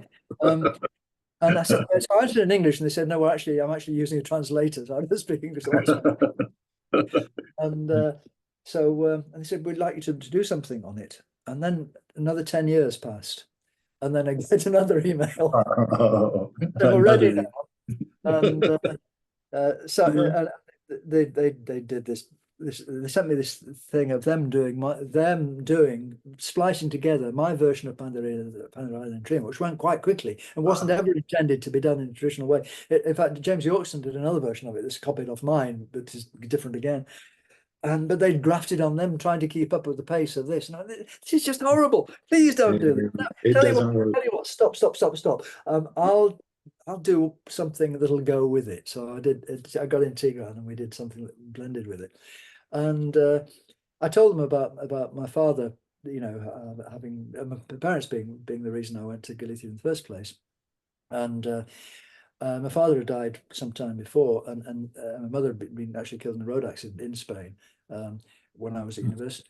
But so I told them this story about my father and how I played. I put their record on my record of them playing Panderada and Trimo, and me playing it at my father's funeral. And when I got this very nicely made CD, it did sound a lot better once it was done. And it was dedicated to my father, which he was. Oh, how nice! I was really, really touched. Wow. Yes. And since then, I've come across the whole album actually, because I was in Galicia for Womex, in fact, but I go back there periodically. And Galicia is just lovely. It's Yeah. and it's passed on from the sort of we're just like Scottish and Irish people thing. Yes. Yes. And the turning point being probably Mercedes Peón, bringing the women, the pandereteros, back into that. So yeah, I go back and I find myself really comfortable and really accepted by the musicians there. It's great. Yes. Yes. Well, one other track off of that was if you might have to pull up the album itself, The Language of Snakes, because I can't pronounce this. It's a 12 song. I believe it's Gaelic. Yeah. Is it Hithel Will Agus O? It'll Agus O. Okay. My Gaelic's not great either. I don't speak Gaelic. Yeah. That's Yeah, I like that. On the Shoulders of the Great Bear from 2000, like Weeping Polska. Yeah, That's it from my could, it could. favorite track off of that one, I think. Yeah, mine too. You know, that one. I yeah, because it's the weeping of the bride leaving her parents' house for the last time, and it comes from Parkano, I think, in southern Ostrobothnia. You go through it on the train going to Kausen, and I'd heard it in Finland, in Kausen, and it was being played. They do these sort of cavalcadi, it's sort of like a sort of town or village kind of drama thing with the dancing and the wedding, and they have a wedding choir and so on. And I thought that's a beautiful tune. And then in fact, that one I went to Albuquerque once for Folk Alliance. I thought I'm going to go to America and play, you know. Oh, And okay. so I'd arranged to do a bit of a showcase, and it was on. Yeah, and it was like one of these bedroom showcases, you know, and yeah, for which you had to pay for the privilege, I seem to remember. And I thought, I don't want it. I'd taken this other, and I thought, and yeah, got it all the way to Albuquerque, and I was standing there waiting for the lift to come, and I thought, oh, I don't want to do this. I'll go, but I don't want to do it. And and if anybody asks me to play, I'll play. And the lift doors opened, and someone was standing there saying, "You're going to play?" Right away. And I played. So I sat down and said, "This is the only tune I want to play now," and that's all I played. And actually, at the same showcase was what's his name? Gene Parsons made the pitch bend. Oh, Yes, okay, okay. who was a lovely man. And in fact, he had the Martin guitar with a B bender in it, and he passed it to me to try, and it was so heavy because of the metalworking. Because he married to Meridian Green, who was the daughter of one of the Kingston Trio. Actually, she was there as well. So it was quite interesting. I mean, it's obviously being Albuquerque, and we went up to the pueblos afterwards, you know, and it was a really nice experience. I remember there was also a thing. There was in another showcase, and there was a guy.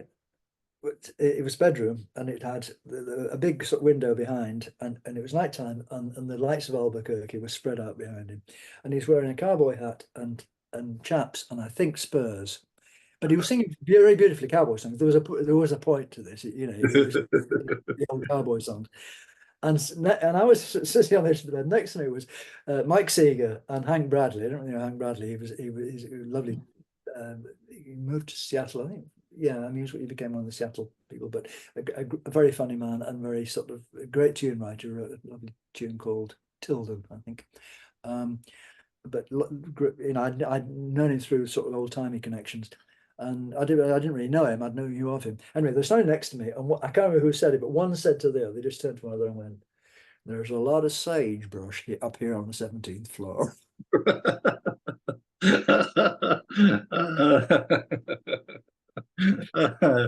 That's funny. There's too much sagebrush around these parts. Yeah. That's Yeah, that's good. why when it seems to all seem to me when you cross the state line into Texas, suddenly vultures in the sky. You haven't seen a vulture for ages, and suddenly There they are. Yeah, yeah. I hope I have enough gasoline, right, to get to where I want to go. That's funny. Yeah. Well, you mentioned earlier Ochre, yeah. 2004. Now, this one was nominated for the Critics Award and the BBC Awards for World Music. Yeah, and also for the folk award as well. It didn't win either of them, but it got into the kind of last Well, four. you were up for those awards. Yeah, That's yeah, something.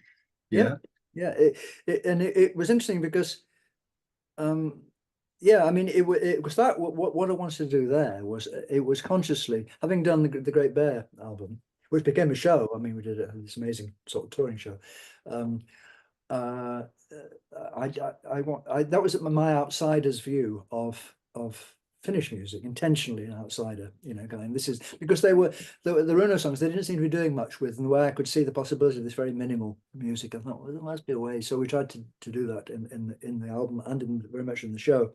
But so when it came to I'd been grown friendly with Natasha Atlas and Abdullah Shkhade, and they were married to one another. And Abdullah's a Syrian qanun player, and Natasha's a well-known, Arabic singer, Anglo-Arabic, and I met them in WOMAD in Singapore or somewhere like that, somewhere a long way away. Anyway, in the dark,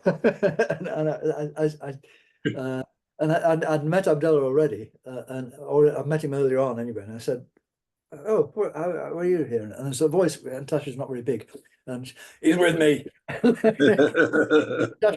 Anyway, so Abdullah and I did a lot of stuff together, and Natasha moved to not very far away from me as well, and so I would wander over to her house and so on, and do the garden if she was away or whatever, and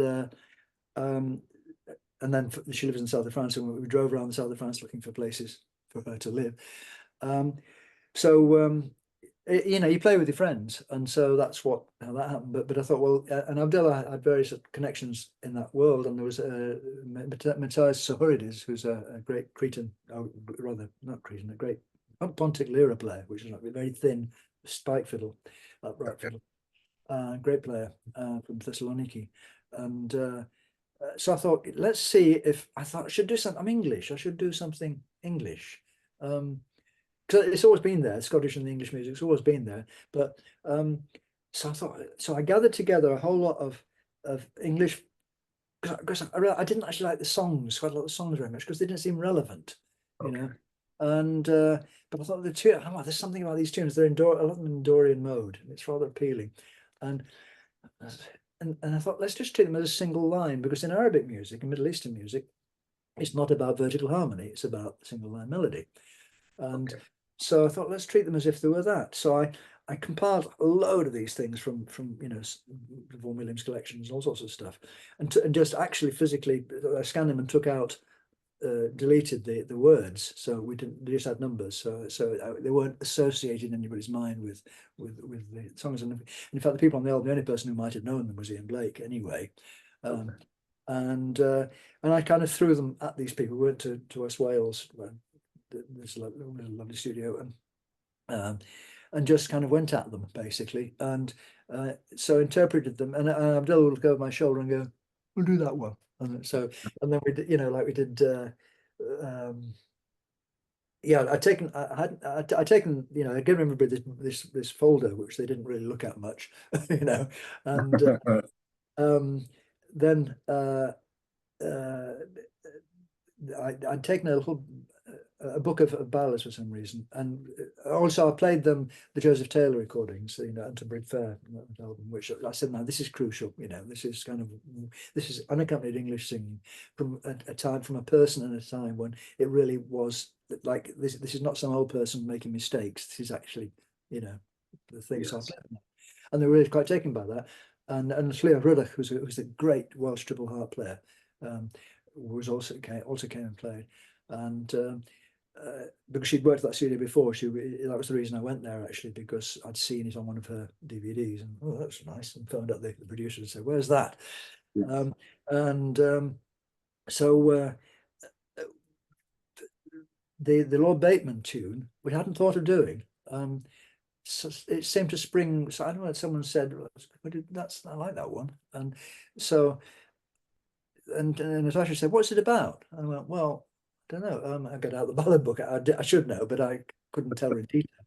And she got the book and she went, "Here, it's about this Turkish bint." I can't do it. Natasha is a great mimic, so she'll do whatever accent is appropriate, right? And so we did it, and she and Abdullah got together, because she speaks Arabic but not perfectly. But so she and Abdullah constructed a translation of just part of it. And and when we'd done it, so I said, "So which bit did he do?" And she went, "What do the words say?" I think it's called Safaran. And I went, "What does that mean?" She said, "He fucked off." Okay. But yeah, so we did that, and I think that kind of entitled that album to be world music, because it had this sort of Middle Eastern connection. And I did an interview with Charlie Gillett, who was like the great sort of DJ for that stuff. It was definitely a DJ, a records person, not a live music person, really. And he said, "I really like this. I hate English folk music. It's like really four square. And I said, well, he said, why do I like this? No, well, because it's not really four square. And well, that must be it. Oh, that must be the reason. Uh, So yeah, I mean, and you know, the thing is, the way I see it, I don't come from a traditional background. You know, and lots of us don't. We don't come from the village anymore. I know people who do, like in Slovakia, there's still village music, and it's brilliant. But Right, so they know what they're drawing. In Scotland, even you know what you're drawing on. You know, right. but so and I'm very, you know, my heart is in Scotland. Really, I go there every couple of months, Right. and but you do accumulate a personal tradition, which is like all your particular influences. You know. Right. Uh, and some of them stick and then you know sometimes you don't realize they're stuck. I was James Yorkson, singer-songwriter, Oh, yes. I like his work. I like his he called me and we hadn't really, I don't even met, but he sent me an album with his version of Panderia Dan Trimo on it, and actually in his group at that time was Phil and Sid Taylor's daughter and one of their sons, Yeah. but he was his keyboard player, so we had connections and he knew my stuff because he'd heard it on records at Phil's place. And so he said, he phoned me up and he said, I've got a gig in London. Would you want to come and play in it? I said, well, yeah, sure, fine, you know. And he said, it's a whiskey tasting and it's in the Garage, which is like a black hole venue in Islington. It's like a sticky floor, black, you know, rock venue. Because people like him are kind of considered rock, even though he doesn't do a note of rock music. Credibility. And it was him and John Thorne, who was the bass player with a band called Lamb. It was Okay. Oh, yes. Yes. I've heard it. Yes. Yes. I've heard it. and so he sent me some of his songs, and I thought I can't do much with these. Yeah. So I said, "Can we just wing it?" And he went, "Yeah, fine." So we wung it, so to speak. Yeah. We got, and we were kind of top of the bill, and it was like I thought it'd be old geezers, you know, whiskey tasting, but it was a lot of really young, really into whiskey, and so the sound check was happening, and the support bands were so bloody loud that the three of us, the older guys, went, let's go for a meal. He said, I'm vegan. So look, we're in Islington, James. It's not going to be a problem. So we're the first restaurant's a vegan restaurant, and we just exchanged life stories for the next like 3 or 4 hours, hoping that the noise had probably stopped by the time we got. It had, but it had left something stuck to the walls somehow. You know, that it was loud even when nothing was happening. And I was gonna say, Andrew, I was gonna say, let's wait until they've had their fill of whiskey, and then it's not going to matter how good we sound, you know. Well, that's right. But they gave James a bottle of whiskey, but he's quite a connoisseur of whiskey, and he actually said it wasn't very good. I didn't really keep it. Oh, it wasn't that good. But it was Sunday afternoon or something. It was a very odd time, but it was black dark in there, you know. And by the time we went on, it was evening, and it's the only gig I've ever done with earplugs in when I'm playing. Okay. And it was so loud that James, who had been given this beautiful acoustic guitar with lovely mother of pearl sound hole, and someone had made for him, presented it to him. At one point, we're playing away, I'm playing this, and then winging it, and John being his flexible bass player, so he could handle it. And James is going and singling at me like this. And what does that mean? Yeah. That's for a pick. And I don't use a pick. Oh, you needed a pick. Yeah. And then look around and he's playing with a pick. And that's funny. Where did you get that from? And I realized afterwards he was playing with 50p piece, right? Oh, is that what he was using? And the guy who made this guitar had seen what he was playing it with. He managed not to scratch the front of it, you know, because it was. Did it sound okay? Did it sound okay using I couldn't tell. It was, you know. Oh yeah, you had your earplug. Yeah. I mean, you know, but I do remember that what led me onto this was because, you know, this personal tradition. I found myself at one point playing "Don't You Want Me, Baby" by the Human League. Halfway through this, I just found myself in this groove, and I was particularly fond of. You know, where did that come from? It just seemed to. When someone came to James afterwards and said, "James, that was the best gig I've ever seen you do," we're going, "You're taking that, mate." It was. That's funny. That's funny. Well, I wanted to mention a couple other tracks, and then talk a little bit about songs. From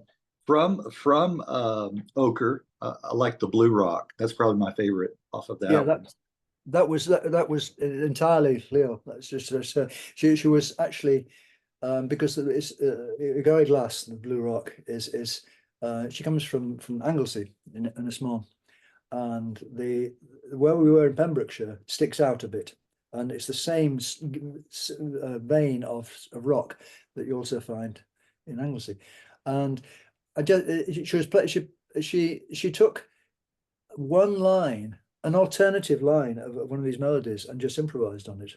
So it's based it on this. You wouldn't recognize it, but because she's a great improviser. And a triple harp, you know, has got 3 rows of strings, 2 outside ones, and then the black notes are on the inside. So, but it means that, like with the Maravanti, there's some reiteration possible. You've got some of the same notes on both sides, and so it's a bugger to play, and it's a beautiful instrument. But she's I mean, she's older than me. She's 80 something, you know, now. She was 60 odd then, whatever. I don't know. But she seemed, you know, she's quite fragile. And her albums are fantastic. I mean, she's a great intuitive player, you know. And so, I mean, if she should be celebrated as a national treasure. She's an extraordinary, you know, important musician. And we've met in Edinburgh actually at a harp convention thing where I'd managed to sneak a zither and Minarascan on Cantaloupe into this harp thing. I thought, we'll play it like harps. They're like harps. They're just horizontal. So yeah, and Leo and I got on really well, so we stayed in touch. And yeah, so that one I just let it go. It was like, you know, I mean, a lot of it's like on one of June's records, or one of my records where June sings unaccompanied. We've credited everybody with admirable restraint, you know, because why mess with something? I mean, sometimes like on the June record I produced, yeah, that one. She holds a pitch very well, and so actually we could accompany after the event. So sometimes if something just needed something to happen, like Rick would play a little violin or something. Yeah, I like that. Yeah, and the same thing actually with Svetlana Spajic, the Serbian singer, who we did it again. I went to again a whole other project, the Dzegoživi, where the traditional village music in Bosnia, Croatia, but is a Serbian enclave, and it was all blown up during the war, and you know, it's all burnt out and so on. And it's an interesting album. It's very, and the singing is like you've got deletes away. One person sings a drone very loud, and the other person does it microtonally across it and wobbles across it. It's really, really wild. Oh, wow. And but we were doing we did some gigs with Tigran and Ian and me and Svetlana before we had Sands, and we were doing WOMAD on the BBC stage, and it was destined to be on live after the BBC prom, which was the Doctor Who prom. They were playing the themes from the Doctor Who series. Yeah. And it overran. So we knew it had overrun. So Lucy Duran, who'd introduced it, said, you know, now this, and she introduced us. And then because we knew it had overrun, we thought, well, we'll contract a little bit and we'll finish on time. But Lupa Katari was doing the tail end of the introducing, and she didn't know we'd done that. And so she said, "You want another one?" And we went, so and Svetlana dressed in the full Kosovo outfit. She was like, beautiful. We're going down these steps, and Svetlana doesn't. She's not easily nonplussed, but when she is, she gets nonplussed like anybody. Tigran doesn't get nonplussed. Well, he does, but in a whole different, you know, different situation. And so she's going on first, and I'm going, what are we going to do now? And Tigran just went, Svetlana, you just start something and we'll find it. So we reversed and went back up the steps, and she struck up unaccompanied, and Tigran did it because he's playing duduk, and he can actually play one duduk in any key, but it's not necessarily easy, you know. But he has ones in different keys to make it easier, but it is chromatic, and so I looked at him and went, "Okay, Ian," and he went, "E flat." Oh no, there's nothing on this other thing. There's an E flat in a C minor scale, and I'll give it a go. I'll put a C in there and see what happens. And it all flowed, because Ian was okay, because he was playing bass clarinet, and that's chromatic, you know. So well, given Svetlana was still in concert pitch, because she'd got a good pitch memory like June. And so you'd never know, listening to it back, that we'd never heard that song before.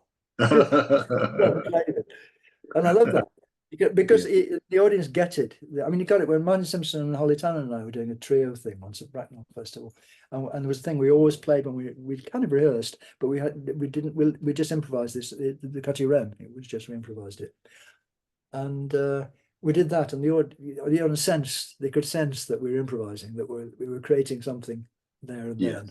Yes.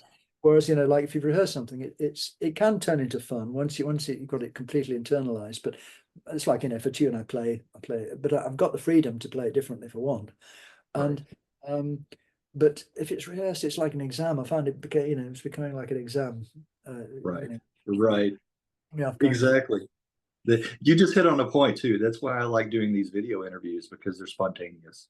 Yeah.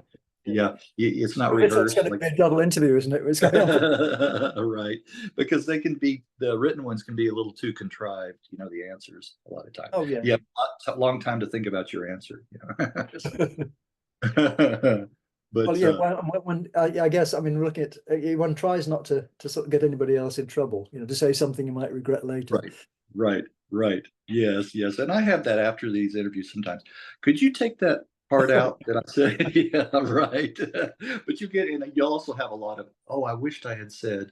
Yeah, you get that quite a bit too. But I love the cover for The Unbroken Surface of Snow. I had to mention that. I really love it. But my favorite track, I think, is the first one. Carme. Is it Carme? Carme? Yes. Yes. Yeah, that actually was done in here in this room. It's only a little room, it's my spare room. It's got mirrors all around, so it looks bigger than it is. And it was the first time Tigger and I played together, actually. And I'd been a judge on the panel for a thing called Live Music Now, which was a thing set up by Ewan Menuhin to put young musicians into schools, prisons, old folks' homes, and also do concerts.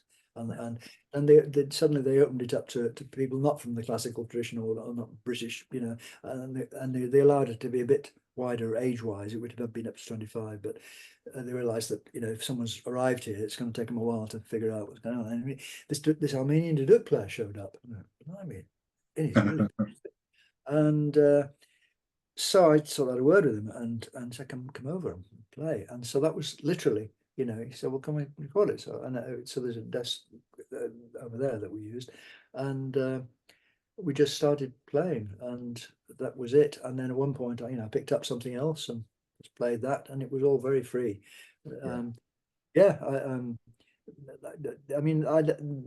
those are the sort of things I can listen to again and again, because I'm not waiting for the predictable bit to come up. Right. I find it very improvising. Even when I was like with Jim, when he was producing me, there was one improvisation I did where I was aiming at getting to an English tune or something, and it just didn't work. Rick Sanders did a lovely one on an album, which the album version isn't as good actually, but the original demo or the original version of it was called the English Suite, and it was where it starts off fairly free, and it slowly and gradually resolves into little bits of the Morris tune Constant Billy, just little bits, and then eventually you play the whole thing, and it's like I think Joni Mitchell doing Unchained Melody, someone like that doing where you're waiting for it to develop. Like that. And then once you've done that, he did it again, for an album, and it wasn't quite. It didn't have quite the same. Not quite the same. Yeah. It's like you can't have the same conversation twice. No, that's right. But I like some of the the more organic recordings and songs that I've heard. They're, like you said, natural, kind of natural. And then done live, I tend to appreciate that. Well, talk about Sans and how it all started. Yeah, well, I've known Sandra for a long time, and when she first came into, she was guesting actually on the Salomon Candle album that I was producing, the first one. Their second album. It was she was the guesting, which they didn't have a singer, and. I was really taken by her, and I thought, because I wasn't hearing very many. Finland was known for choirs, but I wasn't hearing very many Finns with the nerve to sing solo, and Sanna certainly has the nerve to sing solo. And also she was a bit older than me. She was at Spares Academy, but she'd kind of moved on from that. And so we kept in touch. And then years later, she said, "I'm coming over. I'm going to bring my daughters to come visit you." And actually, only one daughter came, but we had a lovely time. And but I think no, that's before she came over with the daughters.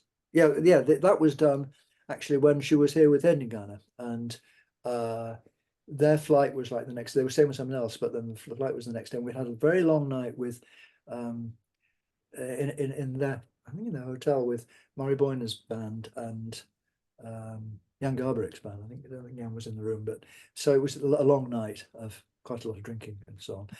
So morning after that, and so in order to stay over, she and Tello, the other singer, and I think Tello had gone. I think she'd gone to the airport early or something. So I said, "Sandra, can you we were sat up in here. I said, can you just do something?" And so we did that, and that's it translates as the copper colored bird, which was a Gaelic tune. I just played her the tune. Went, "Can you make a song out of that?" She's very good at making songs, And so she found some traditional lyric type forms, and that became that. And then nothing we didn't do anymore. And then she came over years later. She came over, and we went I took them up to Edinburgh. We had a lovely time. And then she was supposed to. The idea was of the Edinburgh Surface was that I'd rent this beautiful place, very quiet place. It's an oak barn in Suffolk, which has been converted. It's beautiful. It's like an oak cathedral. I wanted somewhere where we could go in and build by ourselves. Just have an engineer, just take an engineer in, and because and stay there, not have to kind of. If you're in London, we'll go. Oh, I've got to go and see someone, and it's not the same. I always like to go somewhere, and we had done. We've gone to Finland, and we've gone to Pembrokeshire, and so on. And so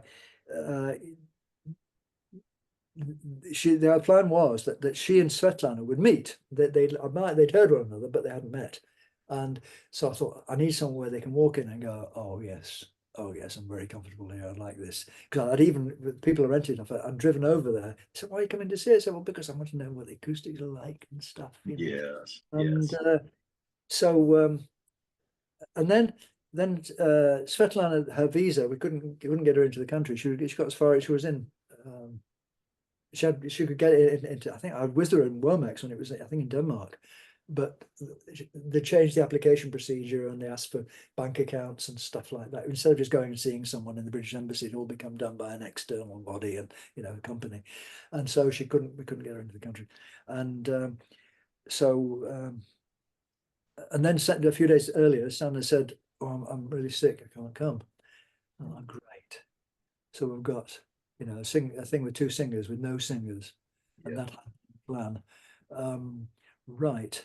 And then I booked in like, I think it's 3 days or 4 days just to do this. And I brought in Jamie Orchard Lyle, sound engineer. And on the Sunday, this was like the Monday, on the Sunday, he phoned and said, my laptop's died. But don't worry, I'll get another one. I'll be there in time. Don't worry, I'll go get another one.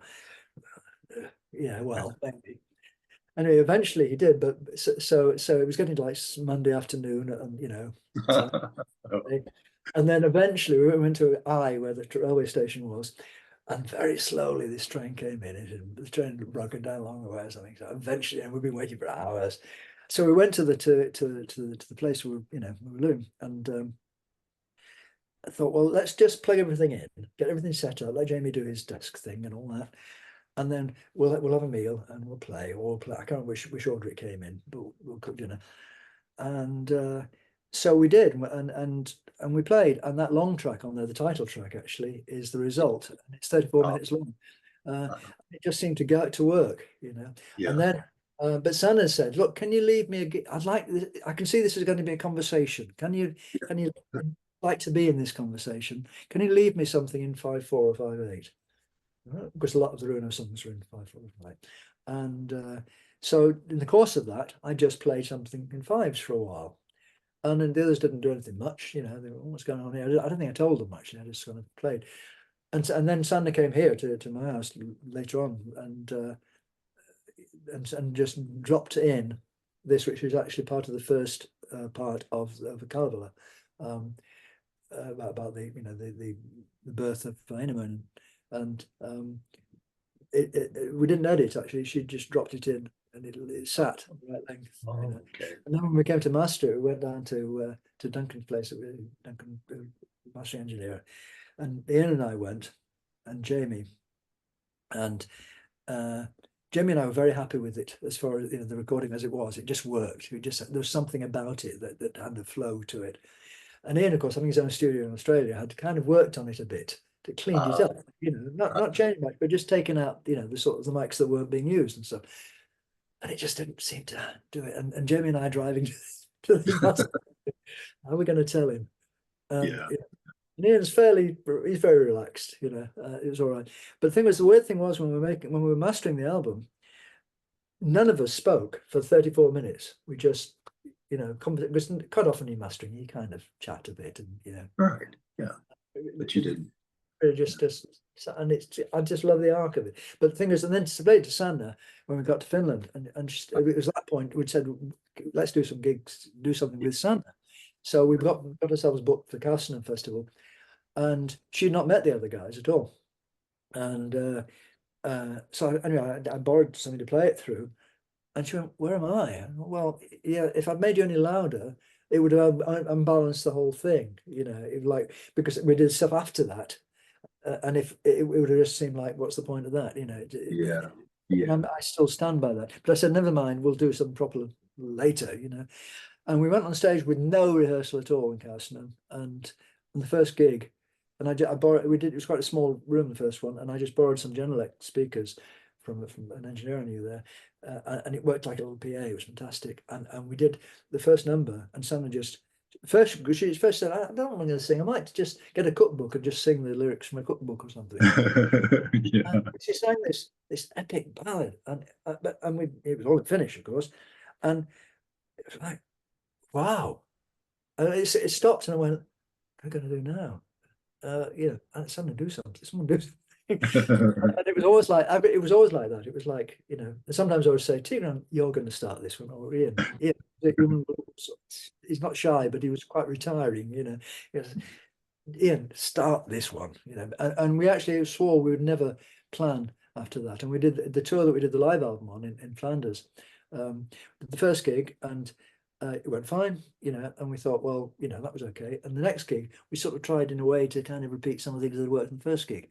And that's not, you realize, you don't do that. You don't plan to do it, and you've got to find it, and you can do it even with a singer, if the singer is really flexible. And Natasha is as well. She can she can do stuff like that. So they're not going, "So what am I going to sing?" You're the singer. You decide what you're going to find it. And she'd find the tune. She'd pick up on the tune and either modify the tune or sing what we've been playing. So that album was, I'm very fond of that album, and also of the live Sans album. So at that point, we realised that if we were going to be a band, we actually had to have a name. And Yes. and Sans actually, because Sans had it, so we did the usual backwards and forwards, the emails going, we come out with a name, and Tigran came out with, really flowery Armenian sort of stuff. Not that either. And then I'd see Sans had a band called Sans, and so that was a good name. Just in passing, I said, "By the way, that was a good name." And she wanted to use that, and I went, "But it was your band, should I?" And I said, "5 minutes, let's use it." So that's, and sans in Swedish it means sense, like utan sans means without sense, I think, and I think in Hindi it means something like breath. Of course, in French it means without. We wanted something that was neutral. Didn't really. The funny thing, we were playing in Australia at the National Festival in Australia, and there's this woman came on who introduced herself as the person who was going to introduce us, and she had a cowboy hat and stuff. It was just a thing, And she said, "I'm going to introduce you." So, what does Sans mean? And I went, "Well, it's just a name. I mean, did you ask Mick Jagger? Why it's Right. why it's the Beatles?" It's just a name. So instead of going on and saying, "Here's a band who've come partly from Britain, from Australia, from Armenia, from Finland, and they play, cantalis and stuff," she hadn't asked about any of that. She just said, "This is Sans. They won't tell me what it means." Oh. You weren't getting paid for that. Actually, but the best introducing, we were doing a gig, Tarek and the Madagascar band that I worked with for a long time in the 90s. I've done traveling with them than anybody, and just doing their sound, and tour managing sometimes. And they were doing a big concert in London at the Festival Hall, I think it was. And I wasn't doing the sound. I don't think. Maybe I was. Anyway, there was a guy come up to me and yeah, I must have been doing the sound, but the guy came up to me and said, "Oh, I'm your host for the evening." And I knew he wasn't. I knew the agency that had booked us and the promoters and stuff. But he was suitably black. It was like, it's a black Yes, man. I right, suppose. He's a right. world, he was a worldly. He said, I'm going to introduce you. Okay, great. Hello, pleased to meet you. So he goes on, and all he has to do, I think Loja was the support. There was a support band, and anyway, so after the support band, who completely scrambled the PA and went out to they Oh, everything. yeah. So it was fortunate as a resident engineer, so we put it all back to the way it was when we started. And he came on and he said, "Ladies and gentlemen, Tirana." And I went, "Isn't that the capital of Albania?" You had one job. Yeah, right. I mean, in Right. America, Tarika. Well, it's not Tarika, it's Tarika. Well, it's stressed on the first syllable, like finish, right? Yeah. Tarika. But actually, in Madagascar, it's sounds more like Tark, right? It just Okay. means the band. So Yeah. when we played Madagascar, it was Tarka Tark, the band called the band, you know. Oh, okay. Okay. Because people couldn't handle the fact that it was just band, Well, The yeah, band. we'll know that. I mean, um, but yeah. So anyway, that was the bad introductions. Let's just finish up with your latest. We Yeah, mentioned the tracks that I like off of Zithers. yeah, Uh, Love, Put Thine Arms Around Me. yep, The Lamentation for the Chief. yeah. Salve Splendor. Salve Splendor. Salve Latin. Splendor. And then To a Smiling Shore. Yeah, And then finally, Anthem, Grant Me Kind Heaven. yeah. It's interesting because well, Salve Splendor is because it comes actually it's from the Inchcombe antiphona. Inchcombe is an island in the River Forth. And John Purser, who literally wrote the book Scotland's Music. I mean, it's called Scotland's Music. It's a brilliant book. And I've worked with his son, who was a BBC producer, Sean Purser. And so that's that's it's plain song, but in fact I'm just working on another one from that at the moment, where the notes there's no bar lines and the note values because it's plain song. It's not written out in hard dots, But in John's book, it is written out in dots on the stave. So I've just taken those notes and just put chords where it seems to go. So it's nothing like plain song. It's just, but it sounds strangely Scottish, I guess, because I'm sort of thinking in a Scottish sort of way. And so, and the moment the album was finished, I sent it to John Purser and said, "What do you think of this?" And strangely enough, the thing he liked the best, because I got several things out of his book, the best was the electronic track, actually. Okay. Okay. And what happened with that was we just turned everything on and let it feed back into everything. Feedback. No, but actually, I realized I'd actually got something set, one of the reverbs set into it, feeding back into itself, which I didn't realize until afterwards, which is why we were getting the odd crunch here and there because it was like distorting. And I mean, it is edited, but only in the sense that there's two edited together, I mean, that's I think the only edit on the album. I think there's one another track where there's a slight edit, but literally like that, just not pushing stuff around. Actually, I really like that now because also that loops back to the very first album where we have the slide in the coffee Yeah. cup. So Yes. Yes. because we did that, we did two versions actually. One was so fierce that we went, I have no idea where that's going to go on there. So we did that first actually. We thought, let's see what happens if we just let everything happen. And there's also things like I put a magnet on the strings which makes the chiming sound. So all of the sounds there are the zither. It's just zither. Nothing else. And then even Jim was going, and he's done some pretty weird stuff in his time. I'm like, what the hell's going on? No, it'd be all right. And by shuffling things around, and then also I liked putting the anthem on after that to return. Yes. It's a Yes. sonic hymn, and Yeah, I mean, all the tunes on that are really, but some of them I kind of had already had, and what would happen? I'd go up to Jim, I would stay in Edinburgh, and I'd go up and stay with him in Auckland, and the first time we did like 3 tracks like that and a couple of other things, and he said, "Okay, I want you to go away and come back with 3 more ideas," because you know a lot of the tunes were kind of a type, you know. Yeah. So I came back, and the put your arms around me thing, I think I'd only just learnt that, and it was a bugger to play. I can play it now. Yeah. And I had to do it again because he decided it was a good plan to put a mic on the zither as well, just to get the top end. And Oh. I went, do all of those again. And I went, shit, that's so. One more time.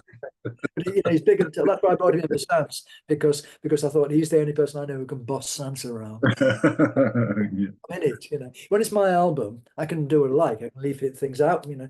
But if you're a group, then someone's got to make decisions, and you know, Yeah. and so that's why I've kind of learned my lesson like that.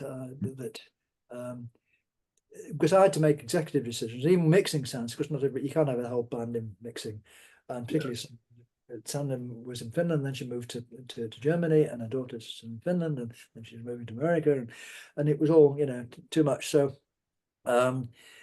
Jim and I did that and sent the mixes, you know, and they would come back going, "Can you make it sound less like Chipmunks?" Or, you know, yeah, describe exactly what you mean about Chipmunks, and we'll do our best. But yeah, I mean, but you know, ultimately someone has to make a decision, and so and also I release it and do all the stuff that's involved with, you know, getting it manufactured and doing publicity and that, you know, for Womex, I had T-shirts made with sounds written in very big letters, you know. And I go to Womex as a you know, as a journalist, and because my friends are there, it's a great place to meet my friends. And I thought I'd better do some promo here. Yes. Sounds in All right. Well, Andrew, I do appreciate it, your time, and for sharing. And I will get you a copy of this once I get it edited. Yeah. I will, and then you can post it and let everybody know about it, and see what happens. Yeah. Great, good. And I shall poke around a bit and sit and listen to some of the other people, the other old lags. All the best to you. All right. I'll just switch off.